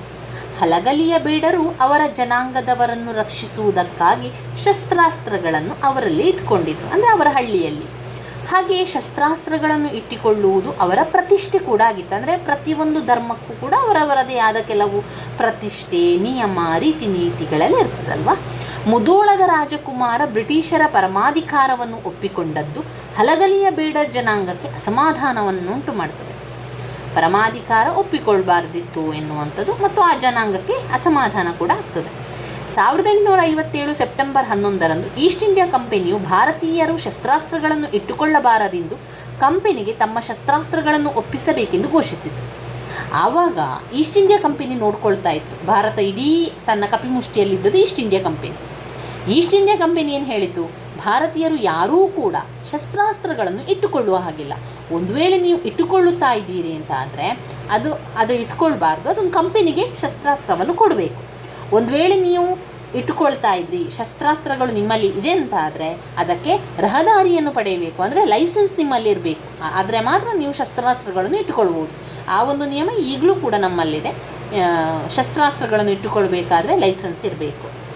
ಅದೇ ಆದೇಶವನ್ನು ಮುಧೋಳದ ರಾಜನು ಹಲಗಲಿಯ ಬೇಡರಿಗೆ ಅನುಸರಿಸುವಂತೆ ಹೇಳಲು ಬೇಡರು ಮತ್ತು ಆ ಪ್ರದೇಶದ ಜನರು ಆ ಆದೇಶವನ್ನು ಅವಮಾನವೆಂದು ತಿಳಿದು ರಾಜನ ಆಜ್ಞೆಯನ್ನು ನಿರಾಕರಿಸ್ತಾರೆ. ರಾಜ ಹೇಳ್ತಾನೆ, ನೋಡಿ ಈ ರೀತಿಯಾಗಿ ಒಂದು ರೂಲ್ಸ್ ಬಂದಿದೆ, ಯಾರು ಶಸ್ತ್ರಾಸ್ತ್ರಗಳನ್ನು ಇಟ್ಟುಕೊಳ್ಳುವ ಹಾಗಿಲ್ಲ, ಒಂದು ವೇಳೆ ಇಟ್ಕೊಂಡ್ರೆ ಲೈಸೆನ್ಸ್ ಮಾಡಬೇಕು, ಈಸ್ಟ್ ಇಂಡಿಯಾ ಕಂಪನಿಯು ನಮಗೆ ನೀಡಿರುವಂತಹ ಒಂದು ನೋಟಿಸ್ ಅದು ಅಂತ ಹೇಳ್ತಾರೆ. ಆದರೆ ಆ ಮುಧೋಳದ ರಾಜ ಹಲಗಲಿ ಬೇಡರಿಗೆ ಹೇಳಿದಾಗ ಅವರು ಹೇಳಿದರು, ಇದು ಸಾಧ್ಯವಿಲ್ಲ, ಇದು ಈ ರೀತಿಯಾಗಿ ನಾವು ಶಸ್ತ್ರಾಸ್ತ್ರವನ್ನು ಕೊಟ್ಟಿದ್ದೇವೆ ಅಂತಾದರೆ ಅದು ನಮಗೆ ಅವಮಾನ ಅಂತ ಇದ್ದಂತೆ, ಅದರಿಂದ ಅದನ್ನು ನಾವು ಮಾಡುವ ಹಾಗಿಲ್ಲ, ನಾವು ಮಾಡುವುದಿಲ್ಲ ಅಂತ ಅವರು ಜನರು ಹೇಳ್ತಾರೆ. ಅದೊಂದು ರೀತಿ ಅವಮಾನ ನಮಗೆ ಅಂತ. ಅವರು ಯಾವುದೇ ಅಧಿಕಾರಗಳನ್ನು ತಮ್ಮ ಹಳ್ಳಿಗಳಿಗೆ ಪ್ರವೇಶಿಸಲು ನಿರಾಕರಿಸಿದರು. ಅಲ್ಲದೆ ತಮ್ಮಲ್ಲಿದ್ದ ಶಸ್ತ್ರಾಸ್ತ್ರಗಳನ್ನು ಹಲಗಲಿ ಶಸ್ತ್ರಾಸ್ತ್ರಗಳನ್ನು ಹಿಂದಕ್ಕೆ ಕೊಡುವುದಾಗಲಿ ಅದಕ್ಕೆ ಲೈಸೆನ್ಸ್ ಪಡೆಯುವುದಾಗಲಿ ಒಪ್ಪಲಿಲ್ಲ. ರಹದಾರಿ ಈ ದಂಗೆ ಸಣ್ಣ ಪ್ರಮಾಣದಲ್ಲಿ ಹಲಗಲಿಯಲ್ಲಿ ಆರಂಭವಾದರೂ ನಂತರ ಸುತ್ತಮುತ್ತಲಿನ ಹಳ್ಳಿಗಳನ್ನು ಕೂಡ ಆವರಿಸುತ್ತದೆ. ಕಂಪನಿ ಸರ್ಕಾರ ಇದನ್ನು ತನ್ನ ಆಳ್ವಿಕೆಯನ್ನು ವಿರೋಧಿಸುವ ಅತಿ ಗಂಭೀರವಾದ ದಂಗೆ ಎಂದು ಭಾವಿಸಿ ಸ್ಥಳೀಯ ರಾಜ ಆ ದಂಗೆಯನ್ನು ಶಮನಗೊಳಿಸುವುದರಲ್ಲಿ ಅಸಮರ್ಥನಾಗಿದ್ದರಿಂದ ಕಂಪನಿ ಸರ್ಕಾರದ ಮೇಜರ್ ಮಾಲ್ಕಾಮನು ದಳಪತಿ ಸೆಬಾನ್ ಕಾರ್ನ ನೇತೃತ್ವದಲ್ಲಿ ದಕ್ಷಿಣ ಮರಾಠರ ರೆಜಿಮೆಂಟ್ನನ್ನು ಹಲಗಲಿಯ ದಂಗೆಯನ್ನು ಅಡಗಿಸಲು ನಿಯೋಜಿಸಿದನು. ಅಲ್ಪಸಂಖ್ಯೆಯಲ್ಲಿದ್ದ ಬೇಡರು ಕಂಪನಿಯ ಸೈನ್ಯದೊಂದಿಗೆ ತಮ್ಮ ಹಕ್ಕುಗಳಿಗಾಗಿ ಶೌರ್ಯದಿಂದ ಸೆಣಸಿದರು. ಆದರೆ ಕಂಪನಿಯ ಸೈನಿಕರ ಕೈಮೇಲಾಗಿ 290 ಜನ ಬೇಡರನ್ನು ಸೆರೆ ಹಿಡಿದರು. ಅವರಲ್ಲಿ 19 ಜನ ನಾಯಕರನ್ನು ಮುಧೋಳ ಮಾರುಕಟ್ಟೆಯಲ್ಲಿ ಗಲ್ಲಿಗೇರಿಸಿ 1857ರಲ್ಲಿ ದಂಗೆಯನ್ನು ಶಮನಗೊಳಿಸಲಾಯಿತು. ಇವಿಷ್ಟು ಹಲಗಲಿ ಬೇಡರ ದಂಗೆ ಒಂದು ಆಗಿರುವಂತಹ ಘಟನೆಯ ಬಗ್ಗೆ ಅವರು ತಿಳಿಸುವಂಥದ್ದು, ಯಾಕೆ ಈ ಒಂದು ದಂಗೆ ಆಯಿತು ಎನ್ನುವಂಥದ್ದು. ಇನ್ನು ಘಟಕ 22ರಲ್ಲಿ ಹೈದರಾಬಾದ್ ಕರ್ನಾಟಕದಲ್ಲಿ ಭಾರತ ಬಿಟ್ಟು ತೊಲಗಿ ಚಳುವಳಿ.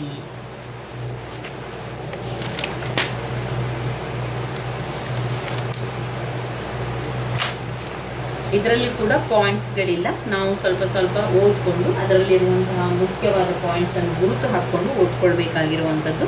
ನಿಜಾಮನ ರಾಜ್ಯದ ಆಳ್ವಿಕೆ ಒಳಪಟ್ಟಿರುವಂಥದ್ದು, ತಿಲಕರ ಶಿಕ್ಷಣ, ಹೋರಾಟ, ಸಂಘಟನೆ ಎಂಬ ಘೋಷಣೆಗಳು ಆ ಭಾಗದ ಜನರಲ್ಲಿ ಸ್ಫೂರ್ತಿಯನ್ನು ತುಂಬುತ್ತದೆ. ಅಷ್ಟೇ ಅಲ್ಲದೆ ಅವರು ಶಾಲಾ ಕಾಲೇಜುಗಳನ್ನು ಬಿಟ್ಟು ಹೊರಬರ್ತಾರೆ ವಿದ್ಯಾರ್ಥಿಗಳು. ಗುಲ್ಬರ್ಗಾದ ಪದ್ಮನಾಭ ಪುರಾಣಿಕ್ ಮತ್ತು ಬೀದರ್ನ ನರೇಂದ್ರ ದತ್ತ ವಿದ್ಯಾರ್ಥಿ ಚಳುವಳಿಯ ಮುಖಂಡರತ್ವವನ್ನು ವಹಿಸ್ತಾರೆ. ಶಾಲಾ ಕಾಲೇಜುಗಳನ್ನು ಬಿಟ್ಟು ಹೊರಬಂದ ವಿದ್ಯಾರ್ಥಿಗಳು ವಂದೇ ಮಾತರಂ ಎಂದು ಘೋಷಣೆಯನ್ನು ಕೂಗಿದರು.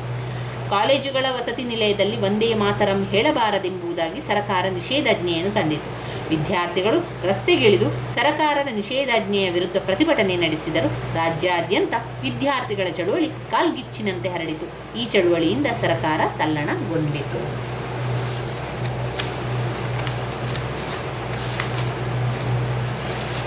ಇಲ್ಲಿ ಬರುವಂತಹ ಎಲ್ಲ ಒಂದು ದಂಗೆ ದುರಂತ ಇದೆಯಲ್ಲ, ವೆರಿ ಇಂಪಾರ್ಟೆಂಟ್ ಆಗಿರುವಂಥದ್ದು. ಅದನ್ನು ಓದ್ಕೊಳ್ಳಿ. ಪಾಯಿಂಟ್ಸ್ ಅಂತ ಇಲ್ಲ, ನಾವೇ ಓದ್ತಾ ಹೋಗಬೇಕು. ಮೈಸೂರು ಕಾಂಗ್ರೆಸ್ ಸ್ಥಾಪನೆಯ ಬಗ್ಗೆ ಓದ್ಕೊಳ್ಳಿ. ಮೈಸೂರು ಕಾಂಗ್ರೆಸ್ ಸ್ಥಾಪನೆ ಅದಾದ ಮೇಲೆ ಮೈಸೂರು ಕಾಂಗ್ರೆಸ್ನ ಕಾರ್ಯಕ್ರಮಗಳೆಲ್ಲ ಪಾಯಿಂಟ್ಸ್ಗಳಿದೆ. ಶಿವಪುರ ಸತ್ಯಾಗ್ರಹ, ಅದು ಒಂದು ರೀತಿಯ ಕಥೆಯ ರೀತಿಯಲ್ಲಿ ನಮಗೆ ಕಾಣ್ಬೋದು.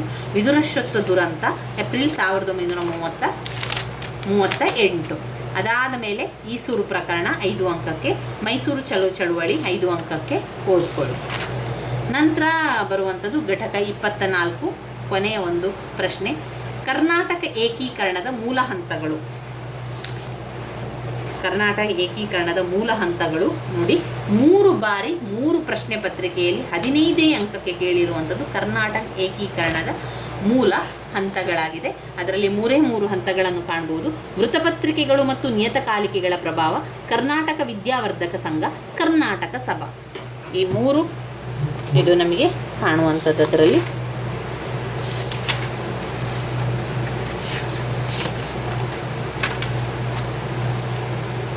ಇದು ಎಲ್ಲ 5 ಅಂಕದ ಪ್ರಶ್ನೆಗಳನ್ನು ನಾನು ಬರ್ಕೊಂಡಿರುವಂಥದ್ದು 2022ರ ಒಂದು ಪ್ರಶ್ನೆ ಪತ್ರಿಕೆಯ 5 ಅಂಕದ ಪ್ರಶ್ನೆಗಳು. ಹಾಗೆಯೇ ಇಲ್ಲಿ 15 ಅಂಕದ ಪ್ರಶ್ನೆಗಳಿದೆ, 15 ಅಂಕದ ಪ್ರಶ್ನೆಗಳು, ಹಾಗೆ 10 ಅಂಕದ ಪ್ರಶ್ನೆಗಳು, 5 ಅಂಕದ ಪ್ರಶ್ನೆಗಳು ಇರುವಂಥದ್ದು.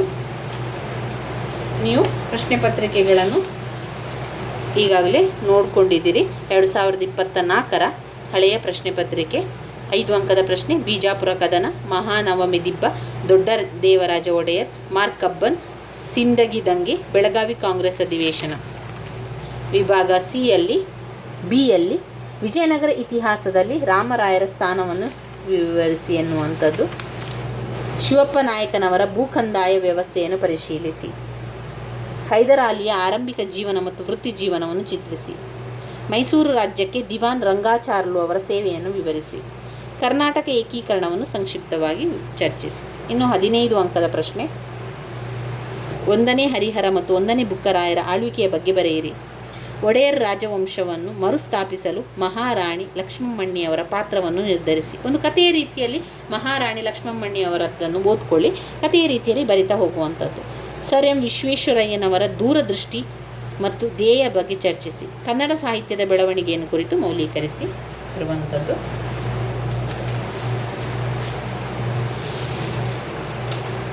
ಇವಿಷ್ಟು ನಾವು ನೋಡಿದರೆ ಅಂತಿಮ BA ಇತಿಹಾಸ ಕೋರ್ಸ್ 3ರಲ್ಲಿ ಓದಲೇಬೇಕಾಗಿರುವಂಥ ಮುಖ್ಯ ಪ್ರಶ್ನೆಗಳನ್ನೆಲ್ಲ ನೋಡಿಕೊಂಡೆವು. ಆ ಪಾಯಿಂಟ್ಸ್ಗಳನ್ನು ಬರ್ಕೊಳ್ಳಿ, ಪಾಯಿಂಟ್ಸ್ಗಳನ್ನು ಬರೆದು ಆ ಪಾಯಿಂಟ್ಸ್ಗಳನ್ನಾದರೂ ಅರ್ಥ ಮಾಡಿಕೊಂಡು ತಿಳ್ಕೊಳ್ಳಿ. ಇನ್ನು ಅರ್ಥ ಮಾಡಿಕೊಂಡು ಓದ್ಕೊಳ್ಳಿಕ್ಕೆ ಸಾಧ್ಯ ಆಗ್ತಾ ಇಲ್ಲ ಅಂತಂದರೆ ಬಾಯ್ಪಾಠ ಮಾಡಿ ಆದರೂ ಕಡಲಿರಿ. ಒಟ್ಟಿನಲ್ಲಿ ಪಾಯಿಂಟ್ಸ್ಗಳು ನಿಮಗೆ ಗೊತ್ತಿರಬೇಕು. ನಂತರ ವಿವರಣೆ ನಿಮಗೆ ಸಾಧ್ಯ ಆದ ರೀತಿಯಲ್ಲಿ ವಿವರಿಸಿ. ಒಮ್ಮೆ ನೋಡ್ಕೊಳ್ಳಿ ವಿವರಣೆ ಏನಿದೆ ಎನ್ನುವಂಥದ್ದು. ಇನ್ನೂ ಸಮಯ ಇಲ್ಲ ಅಂತಾದರೆ ವಿವರಣೆಯನ್ನು ನಿಮಗೆ ಗೊತ್ತಿದ್ದ ರೀತಿಯಲ್ಲಿ ವಿವರಿಸ್ತಾ ಹೋದರೆ ಆಯಿತು. ನನ್ನ ವೀಡಿಯೋಸ್ ಎಲ್ಲ ನಿಮಗೆ ಇಷ್ಟ ಆಗಿದ್ದರೆ ಲೈಕ್ ಕೊಡಿ, ಶೇರ್ ಮಾಡಿ, ಸಬ್ಸ್ಕ್ರೈಬ್ ಮಾಡಲಿಕ್ಕೆ ಮರಿಬೇಡಿ ಸ್ನೇಹಿತರೆ.